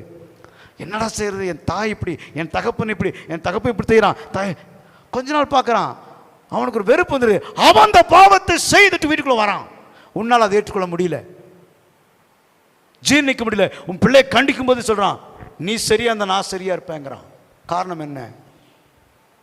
ஆப்பிள் மரத்தில் ஆரஞ்சு வராது, ஆப்பிள் மரத்தில் ஆப்பிள் தான் வரும். நீ மனம் திரும்பாத மட்டும் உன் பிள்ளைகள் குணப்பட மாட்டார்கள். அப்போ பார்த்தாரு, இந்த சட்டத்தை இயற்றினதே கர்த்தர். என்னாரு? பாவத்தின் சம்பளம் மரணம் அப்படின்னு. அப்போ பாவத்திலிருந்து ஜனங்களை மீட்டெடுக்கும்படி அவர் விரும்பினார். அப்போ எதுக்கு பாவம் செய்கிற ஆத்மா சாகும்? அப்போ ஒரு மனுஷன் மீட்க வேண்டுமானால் பாவத்தில் சொன்னா பாவம் செய்கிற ஆத்மா தான் என்ன சொன்ன, எண்ணம், சிந்தை, செயல், குணாதிசயங்கள் ரட்சிக்கப்படணும். தெரியுமா உங்களுக்கு? அதான் ஆத்மா ரட்சிப்பு. அப்போ அந்த ஆத்மாவை வேதம் சொல்லுது, என்னுடைய எல்லா ஆத்மா என்னுடையதுங்கிறாரு. தகப்பன் ஆத்மா எப்படியோ அப்படியே மகன் ஆத்மாவும் அப்படிங்கிறார். அப்பா எப்படியோ பிள்ளையோட ஆத்மா அப்படிதான் இருக்கும். பிள்ளை பாவம் நீ செஞ்சா உன் பிள்ளைக்கு இந்த பாவம் வரும் அப்படிங்கிறாரு. அப்போ பாவம் செய்கிற ஆத்மா சாகும். ஆனால் லேவியகம் 17:1 சொல்லுது, மாமிசத்தின் உயிர் ரத்தத்தில் இருக்கிறது. நம்ம ரத்தம் சிந்தினா போயிடுச்சுன்னு செத்து போயிருவோம், அப்படித்தானே? அப்போ மாமிசத்தின் உயிர் எதில் இருக்குது சொல்லுங்களேன்? அப்போ ரத்தத்தில் இருக்கு. நான் அதை உங்களுக்கு பலிபீடத்து மேல் உங்கள் ஆத்மாக்காக பாவ நிவர்த்தி செய்யும்படி கட்டளையிட்டேன் அப்படிங்கிறாரு. அப்போ ஆத்மா பாவ நிவர்த்தி செய்வது எது? ரத்தம். ரத்தம்னா உயிர். அப்போ உன்னை பாவ நிவர்த்தி செய்யணும்னா ஒரு ஆள் சாகணும், உயிர் கொடுக்கணும். அந்த காலங்களில் ஆடு மாடு கோழி எல்லாம் பாவத்துக்கு தண்டனை செஞ்சா அவன் போடுறான், ஒருத்தனை போட்டு தள்ளி போட்டு சொல்கிறான், ஒரு ஆடு வந்து செலுத்திட்டு அந்த பாவ நிவர்த்தி ஆயிரும், இவனை போட்டு தள்ளுறான்னு சொல்லி போட்டு ஒரு மாடையை பழி செலுத்திடுறான். அது நிவர்த்தி ஆகலை. அப்போ தேவன் உலகத்தை படைச்சார், அவர் தான். இந்த உலகத்தை அவர் தான் மீட்டெடுக்கணும். தாம் பிள்ளைகளை அவர் தான் படைச்சார். கர்த்தர் இந்த உலகத்தை படைச்சாரா?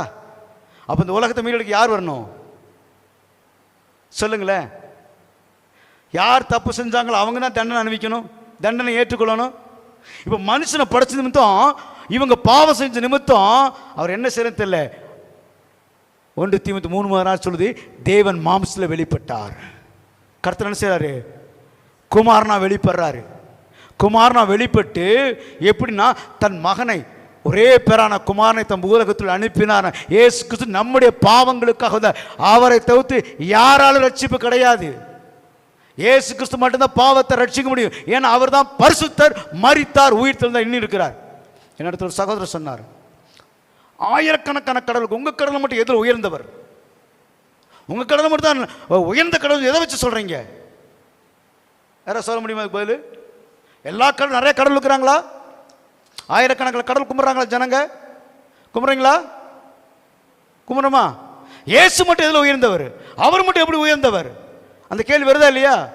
எல்லா கடவுளும் ஒன்று தான். தம்பி சொன்னார் வரும்போது நாங்கள் பேசியிருக்கும் போது, எல்லா கடவுளும் ஒன்று தாங்க. இந்த பையன் யாருன்னா ஃப்ரெண்டு, நான் அவ கேட்டேன், அவங்க அம்மா உனக்கு என்ன ஆகுது? அம்மாங்க சம்பாரிச்சு யார்கிட்ட கொடுப்பேன்னு கேட்டேன். எங்கள் அம்மாட்ட. அவங்க அம்மா நீ அந்த அம்மாட்ட கொடுத்துருக்கலாமில்லன்னு தம்பி யோசனை பண்ணார். என்னடா தப்பா சொல்லிட்டோம் போல தெரியுது. அப்போ அங்கே வித்தியாசம் மட்டும்தான். எல்லா கடவுளும் ஏற்றுக்கலாங்க, அவங்களாம் செத்து போயிட்டாங்க, இருக்கிறாங்களா இல்லையான்னு தெரியாது. ஆனால் என் ஆண்டவர் மரிச்சார், 3ஆம் நாள் உயிரோடு எழுந்தார், இன்றும் ஜீவிக்கிறார். அவர்தான் உலகத்தில் பெரிய கடவுள், மெய்யான கடவுள். இன்றைக்கும் அந்த கல்லறை திறந்திருக்கிறது. இயேசு உயிர் தெழுந்துட்டானே. மரித்த தெய்வத்தை அல்ல, மரித்து உயிரோடு தெளிந்த ஆண்டவர் நாங்கள் வணங்கி கொண்டு இருக்கிறோம். ஆகிய எங்கள் ஆண்டவர் தான் பெரியவர். ஆமென். நம்ம செல்ல பார்த்தா எப்படி தெரியும் பெரிய ஆண்டவர்னா? ஏன் பிரதர்? நீங்கள் என்ன வேணும் சொல்லுங்கள், நான் அப்படிலாம் இல்லை, கவனிப்பேன், ஆனால் கவனிக்காத மாதிரியே இருப்பேன். நானும் சொல்லுவேன், உங்களுக்கு சொன்ன மாதிரியே சொல்லாமல் வேலை சொல்லிடுவேன், ஆனால் உள்ளே போயிடும். வேத வசனம் ஒரு நாள் நியாயத்தீர்ப்பில் இந்த ஸ்டூல் சொல்லும், நீ உட்கார்ந்துருக்க சேர் சொல்லும், ஆண்டவரே பாவத்துக்கு தண்டனை நரகமா, எனக்கு யாருமே சத்தியம் சொல்லல. அப்படியா? அந்த பாஸ்ட் அன்னைக்கு பேசும்போது கேட்டியா? கேட்கல அப்படின்வே. அந்த உட்காந்துருக்க சேர் என் மேலே தான் உட்காந்து அவன் கேட்டுட்டு இருந்தான். லேப்டாப் பக்கத்தில் உட்காந்து ஒருத்தர் பார்த்துட்டு இருந்தாரு. நான் தப்பிக்க முடியாது, மைக்கு முன்னாடி உட்காந்துருக்கேன், மைக்கு சொல்லு என் முன்னால உட்காந்துருந்தா பிள்ளை. பின்னால் தம்பிகளை சொல்லலாம், எங்களுக்கு தெரியாதுன்னு 3 பேர் அந்த டேக்கை போட்டு சாஞ்சு நின்னீங்களே, அப்போ சாஞ்சிருக்க செவரு சொல்லும், என்ன மேலே தான் சாஞ்சிருந்தீங்க தம்பிகளா நீங்கள். ஐயோ நான் சத்தத்துக்கு கண்டுக்காம இருந்தேன், நீ பேசிட்டு இருக்கும்போது கேட்டுக்கும்போது செல்லை நோண்டிகிட்டே இருந்தியே, அந்த செல்லு சொல்லும் என்னை நோண்டிகிட்டே கேட்டுட்டு இருந்த. நியாயத்தீர்ப்பில் ஒருத்தரும் தப்பிக்க முடியாது. அவருடைய கோபம் பற்றி எறிய போகிறது. அவரை அண்டிக் கொள்கிற யாவரும் பாக்கியவான்கள். அப்படியானால் நீங்கள் தேவ சாயலாக மாற வேண்டும் என்பதற்காக தேவாதி தேவன் சர்வ லோகத்தை படைத்த இறைவன் இந்த பூமியில் எப்படி வந்தார்? மனுஷ சாயலானார். அப்படின்னா நமக்கு இருக்கிற எல்லா உணர்வும் அவருக்குள்ள இருந்துச்சு, அவருக்குள்ள எல்லா உணர்வும் இருந்துச்சு, எல்லா நிலையும் இருந்துச்சு.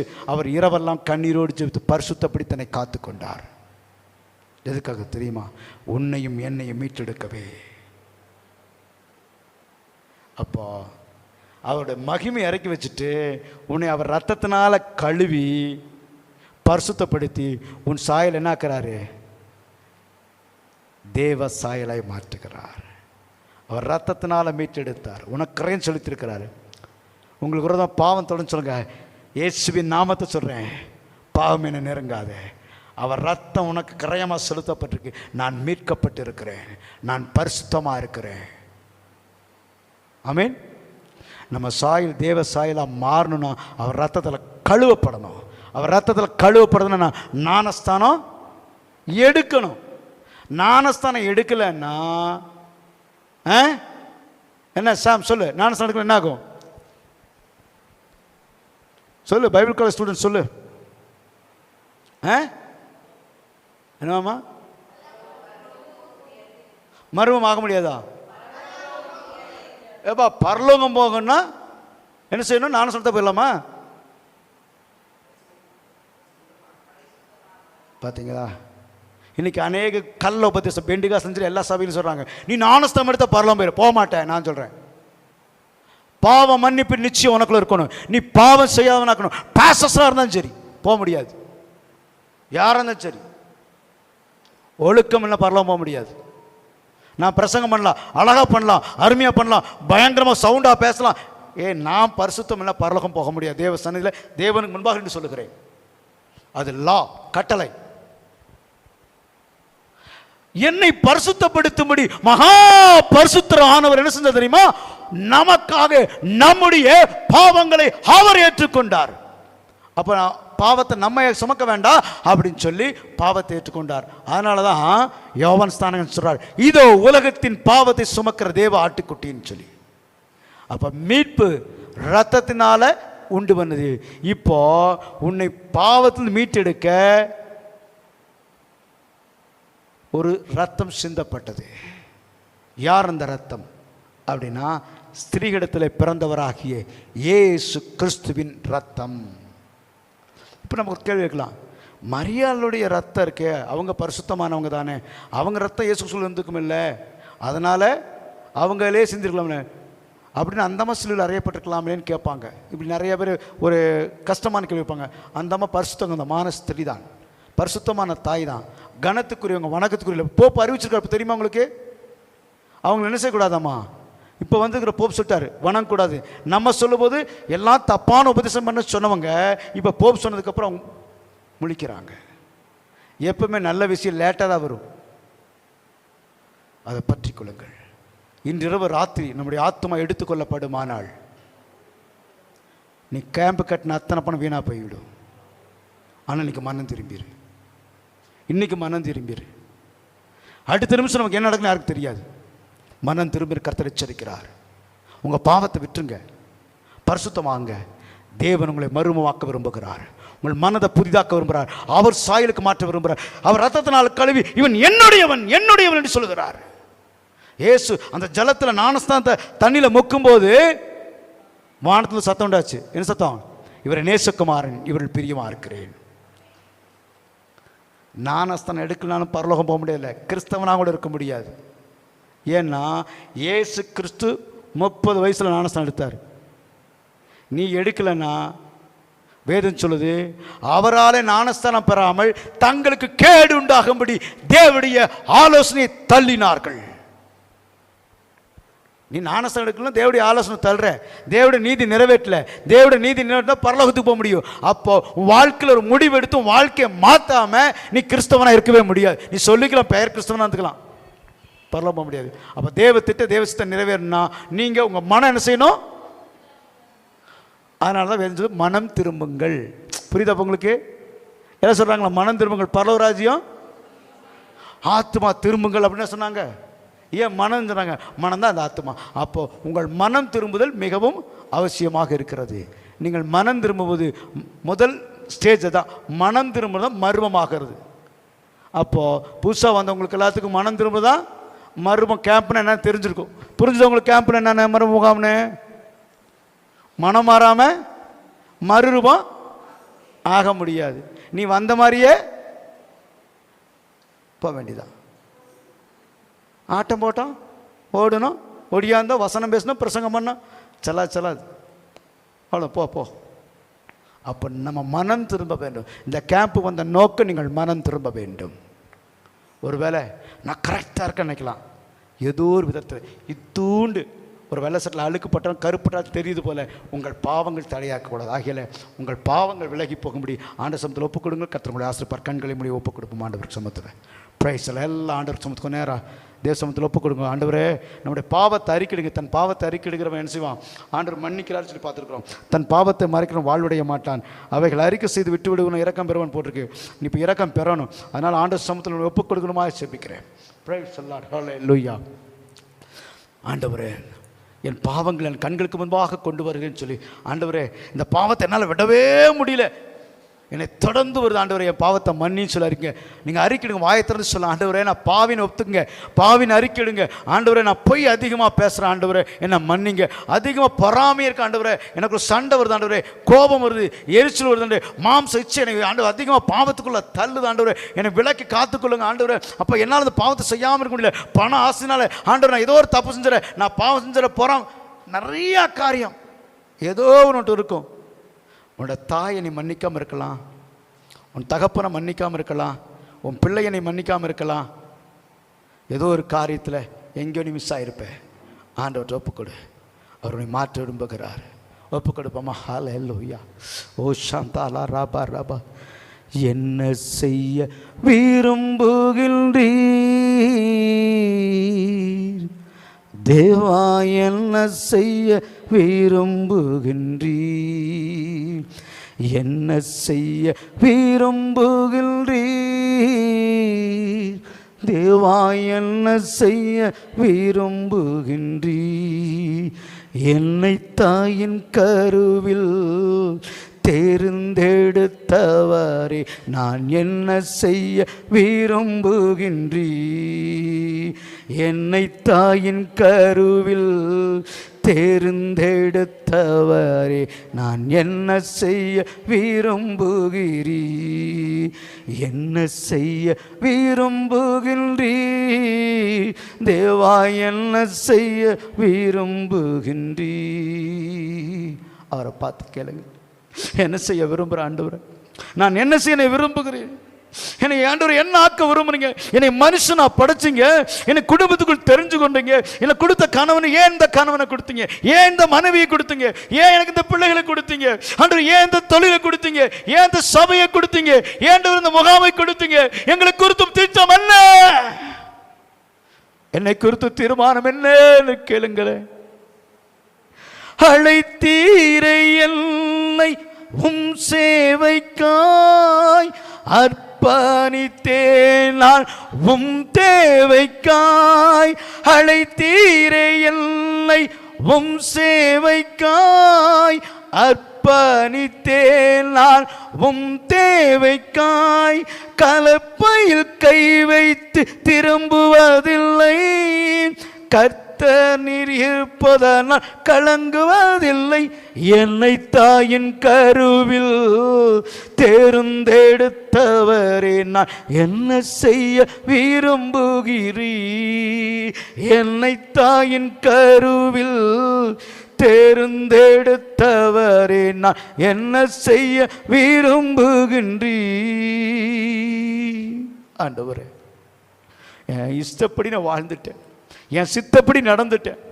இப்போ திரும்பி பார்த்தா உமது சாயல்ல கொஞ்சம் கூட சம்மதமில்லாதவனா இருக்கப்பா.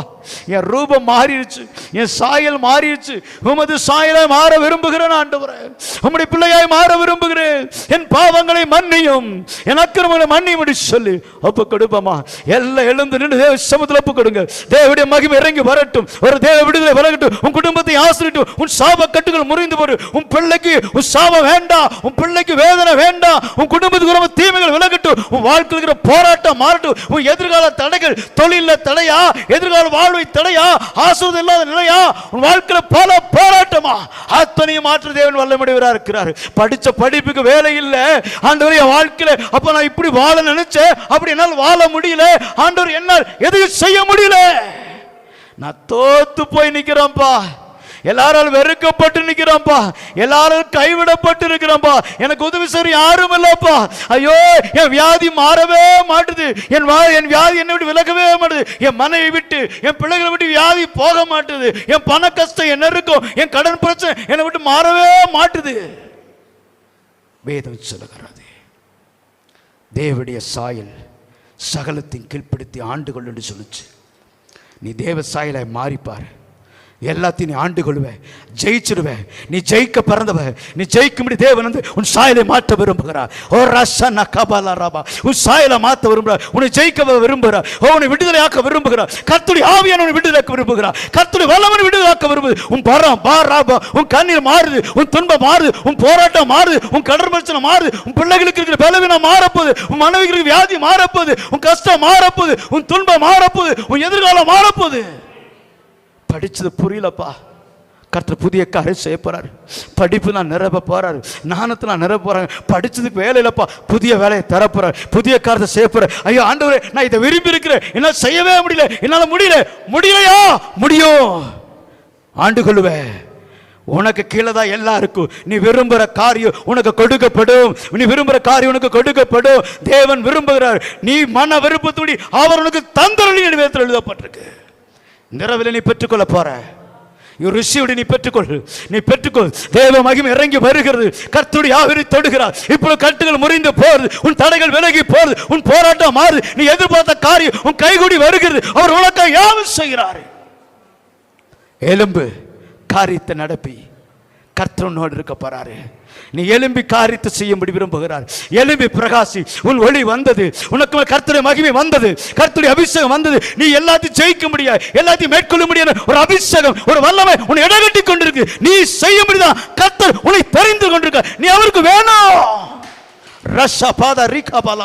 உன்னை கொண்டுதான் செய்ய விரும்புகிறார், உன்னை கொண்டுதான் செய்ய போறார், உன்னை கொண்டுதான் செய்ய. அதனாலதான் உன்னை கரம் பிடிச்சு இந்த கேப்புகளை கொண்டு அந்த அபிஷேகத்தை உன் மேல ஊட்டி உன் பாரங்களை மாற்றுகிறார், வாழ்க்கையை மாற்றி அமைக்க ஒரு பெரிய வல்லமுடையவராக இருக்கிறார். நீ தோத்து போகல, இன்னும் டைம் இருக்கு. ரைட் நவ, இப்போ இந்த நேரம் வந்துருச்சு. உன் நேரம் தான் இது, உன் நேரம், இது உன்னுடைய டர்ன். நீ பிடிச்சுக்கொள்ளு. உன் வாழ்க்கை, நீ விரும்பின வாழ்க்கை, நீ விரும்பின ஆசீர்வாதம், நீ விரும்பின காரியம் கைகூடு. நீ தோத்து போகல, நீ தோத்து போகல. உன் தொழில் முடங்கி இருக்கலாம், உன் எதிர்காலம் முடங்கி இருக்கலாம். கர்த்தர் புதிய காரியத்தை செய்ய போறாரு. அடைக்கப்பட்ட எல்லா நீருற்றும் திறக்கப்படும்படி கர்த்தருடைய ஆவியானவர் அந்த நீருற்றுகளை திறக்கிறார். ஆசீர்வாத நீருகளை திறக்கிறார். நீ பெற்றுக்கொள், பெற்றுக்கொள், பெற்றுக்கொள், பெற்றுக்கொள். தேவனுடைய ஆவியானவர் உன் தடைகளை மாற்றுகிறார், உன் போராட்டங்களை மாற்றுகிறார், உன் வேதனைகளை மாற்றுகிறார். உன் கண்ணீர் துடைக்கப்படுகிறது.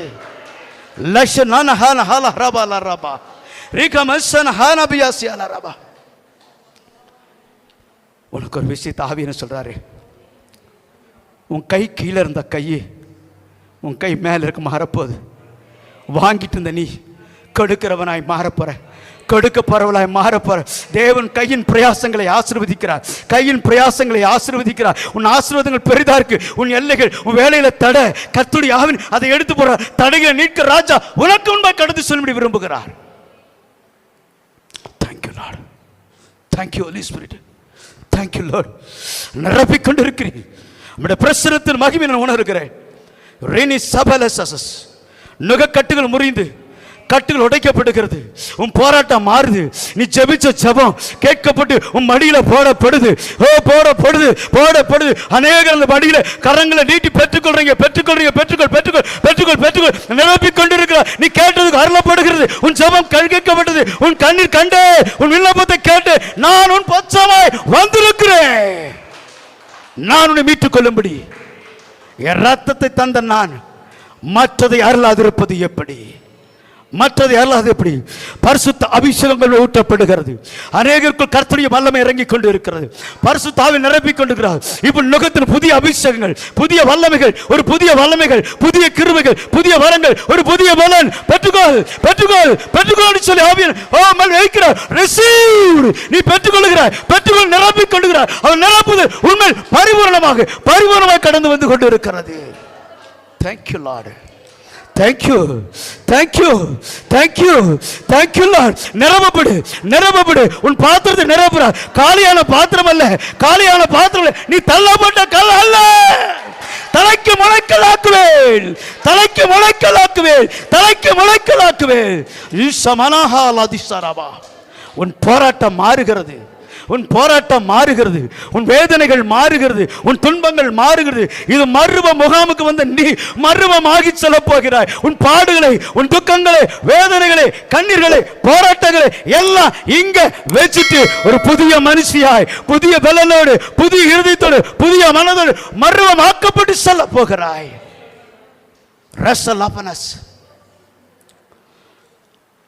இத்தனை நாள் உன் குடும்பத்தில் உன் கணவன் அழகழித்த ஆவிகள், உன் கணவனுக்கு விரோதமாக எழும்பின சுத்தம் விலகி போகுது, விலகி போகுது, விலகி போகுது, விலகி போகுது, விலகி போகுது, விலகி போகுது, விலகி போகுது, விலகி போகிறது, விலகி போறது, விலகி போகுது, விலகி போகுது, விலகி போகிறது. கட்டுகள் உடைகிறதை பார்க்கிறேன். கட்டுகள் உடைகிறதை பார்க்கிறேன். கர்த்தர் தம்முடைய பலத்த ஆவினால், தம்முடைய வல்லமையினால் அநேக கட்டுகளை உடைத்துக் கொண்டிருக்கிறார். அநேக போராட்டங்கள் மாறுகிறது. நான் புதிய காரியங்களை செய்கிறேன் என்று சொல்லுகிறார். புதிய காரியங்களை செய்கிறேன். நான் உனக்காக யாவும் செய்கிறவர். உங்கள் முகங்கள் பிரகாசிக்கும்படி கர்த்தருடைய ஆவியின் சுடர் அவரை நோக்கி பார்த்த யாவரும் பிரகாசம் அடைந்தார்கள். அவருடைய முகங்கள் வைக்கப்பட்டு போல ரிக்கபூலிஸ் உண்மையில அபிஷேகத்தை வைக்கிறார். தீர்க்கதரிசி எலும்பு, நீ தீர்க்கதரிசியை எலும்பு. ஓ தீர்க்க தரிசன ஆவிகள், தீர்க்க தரிசன அபிஷேகங்கள் உங்களுக்குள்ள குடும்பங்களுக்குள்ள பொழியப்படுகிறது. ஒரு அக்கினி மயமானவர், அக்கினி மயமானவர் உங்களுக்குள்ள அபிஷேகத்தை இறங்குறார். கட்டுகள் உடைக்கப்படும்படி தேவன் தம்முடைய ஆவி ஊற்றிக் கொண்டிருக்கிறார். நீ பேசும்போது, ஆராதிக்கும் போது, ஜெபிக்கும் போது தேவனுடைய வல்லமைகள் புறப்படும்படியா உன் நாவுகளை அலங்கரிக்கிறார். இந்த நாவுகள் அலங்கர அக்கினி நாவாய் மாறு மாறு மாறி அடிச்சு அக்கினி நாவை உண்மையில் வைக்கிறார். நுக கட்டுகள் முறிக்கப்பட்டுருச்சு. அலனெசரஸ் உன் தோல்விகள் மாறிடுச்சு. Thank you Holy Spirit. Thank you Holy Spirit. நான் உன்னோடு இருக்கிறேன், பயப்படாத. என் கரத்தை நீ பிடிச்சுக்கோ, என் கரத்தை இப்படி. ஒருவேளை நீ பாதியிலே விட்டுவேன்னு சொல்லி நான் உன் கரத்தை பிடிக்கிறேங்கிறாரு. அவரும் கரத்தை பிடிக்கிறாரு. என் பின்னே வா, என் பின்ன வா. ஓ ரிஷன மனகார துரியாக்கராதி கர்த்தரன் மேய்ப்பராக்கார். நான் தாழ்ச்சி அடைகிறேன். அவர் என்னை புல்லுள்ள இடங்களில் மேய்த்து அமர்ந்த தண்ணீரை கொண்டு போய் தாவீது சொன்னது போல அவரை வழிநடத்த விரும்புகிறார். அமர்ந்த தண்ணீரை கொண்டு போக விரும்புகிறார். உன் ஆத்மாவை தேற்ற விரும்புகிறார். உன் ஆத்மாவை விடுதலாக்க விரும்புகிறார். ரட்சணித்தின் நாளாக மாறுகிறது. ரட்சணித்தின் அபிஷேகம் மேல் கடந்து வருகிறது. ரட்சிப்பின் அபிஷேகம், ரட்சிப்பின் வல்லமை இறங்குகிறது. இயேசுவின் நாமத்தில் இருளின் ஆவிகள், இருளின் வல்லமைகள் இந்த பிள்ளைகளுக்கு விரோதமாய், இந்த குடும்பங்களுக்கு விரோதமாக ஆவிகளை பார்த்து சொல்றேன். இயேசுவின் நாமத்தில் வெளியே போ, வெளியே போ, வெளியே போ, வெளியே போன்னு கேட்டது. ஒரு தெய்வத்தின் விடுதலை உங்களுடைய பிள்ளைகள் பரிபூர்ணமாக குடும்பங்களுக்குள்ளாக, குடும்பத்துக்கு விரோதமாக வல்லமைகள் விலகி போவதாக. Thank you Lord. நன்றி செலுத்துகிறேன், நன்றி செலுத்துகிறேன். Holy Spirit, thank you Lord. கர்த்தருடைய ஆவியானவர் உங்கள் முகங்கள் பிரகாசிக்கும்படி தமது வெளிச்சத்தை வைக்கிறார். அந்த ஜனங்கள், அவரை நோக்கி பார்த்த ஜனங்கள் பிரகாசம் அடைந்தார்கள். உங்கள் முகங்களை பிரகாசிக்க பண்ணுகிறவர் தமது ஆவியை தமது ஆவியை தமது ஆவியை உங்கள் மேல் வைக்கிறார். அவர் அபிஷேகம் உங்கள் மேல் இறங்கி கொண்டு இருக்கிறது. ஈமேன் த லார்ட். ஒரு புதிய அபிஷேகம், ஒரு புதிய பாசை, ஒரு புதிய கிருபை, ஒரு புதிய பலன் உங்கள் மேல் இறங்குகிறது. ஒரு சீவடி நீ பெற்றுக்கொள்ள ஆயத்தமாக இருக்கிறாயா? என்னை நிரப்பும் என்று சொல். பரிசுத்த ஆவின் அக்னி மயமான நாவுகள் உங்கள் மேல் அமரப்போகிறது. கர்த்தருடைய பலன் உண்மையில் இறங்குகிறது. சிங்கங்களை கிழிக்காமல் மதுரம் கிடைக்காது. உனக்கு விரோதமாக வல்லமை ஜெயிக்காம ஆசிரத்தை சுதந்திரிக்கவே முடியாது. கிழிக்க முடியாத பலன் மேல் இறங்குகிறது. இடைகட்டி கொண்டிருக்கிறார் பரிசுத்த ஆவியானவர். உன்னை பலவான மாற்றிக் கொண்டிருக்கிறார். உண்மையில ஒரு பலன் இறங்குது. இத்தனை நாள் தோத்த, இத்தனை நாள் முடியல, நீ அதை செய்து முடிக்கும்படி, அதை சக்சஸ் ஆக்கும்படி தேவன் கரம் பிடித்தபடினாலே உனக்கு விரோதமான சிங்கத்தின் வல்லமைகள் வேரோடு அறுக்கப்படுகிறது. ஒரு புதிய பலன் அது உன்னதத்தில் அனுப்பப்படுகிறது. Thank you Lord, thank you master. மகிமையின் ஆவியானவரே, மகத்துவத்தின் தெய்வமே, உம்முடைய நாமத்தை உயர்த்தும்படியாய் ஜெபிக்கிறோம். பெரிய காரியங்களை செய்ய உம்முடைய பிள்ளைகள் ஒவ்வொருத்தருடைய கரத்தில் கொடுக்கிறேன். இந்த செய்தி மூலமாக நம்முடைய பிள்ளைகள் இந்த இரவிலே ஜெபிக்கும் போது தன் பாவங்களை ஆண்டவர் சமூகத்தில் ஒப்பு கொடுத்து, உங்கள் சமூகத்தில் ஒப்பு கொடுத்து தங்களை பரிசுத்தப்படுத்திக் கொள்ளட்டும். நாளை தினத்தில் பரிசுத்த ஆவியானவர் உடைய பிள்ளைகளை இருதயங்களை புது இருதயமாக மாற்றி ராஜ்யங்களை கொடுக்க போகிறீர், ஆளுகையை கொடுக்க போகிறீர், வல்லமைகளை கொடுக்க போகிறீர். உடைய பிள்ளைகள் இந்த நாட்களில் இருந்த பிரச்சனையை முடித்து கொள்ளுகிறார்கள். புதிய பரிமாறத்துக்குள் போகிறார்கள். புதிய திட்டங்களுக்குள்ளாய் போகிறார்கள். புதிய ஆளுகைக்குள்ளாய் போகிறார்கள். தேவனுடைய ஆவியை தொடுகிறீர்.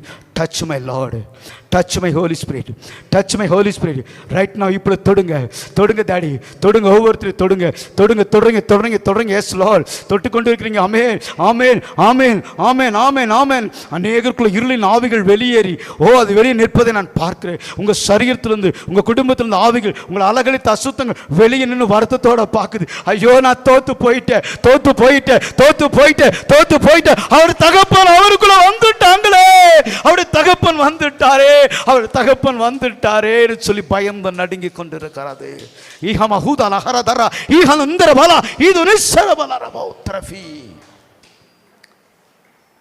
நானே இதை செய்வேன் என்று கர்த்தர் சொல்லுகிறார்.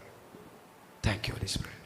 பரிசுத்த நல்ல பிதாவே, முடக்கமான இயேசுவின் நாமத்தினால நல்ல ஒரு செய்திக்காக இந்த நாள் காலையிலிருந்து இவ்வளோ நேரம் எங்களோடு இருந்தீர். மீதி அனைத்து நாமத்தை மேம்படுத்தும், தாழ்த்து ஒப்புக் கொடுக்கிறோம். ஆசீர்வதி காத்துக்கொள்ளும். இயேசுவின் நாமத்தை ஜெபிக்கிறோம் பிதாவே, ஆமென். ஏன்னா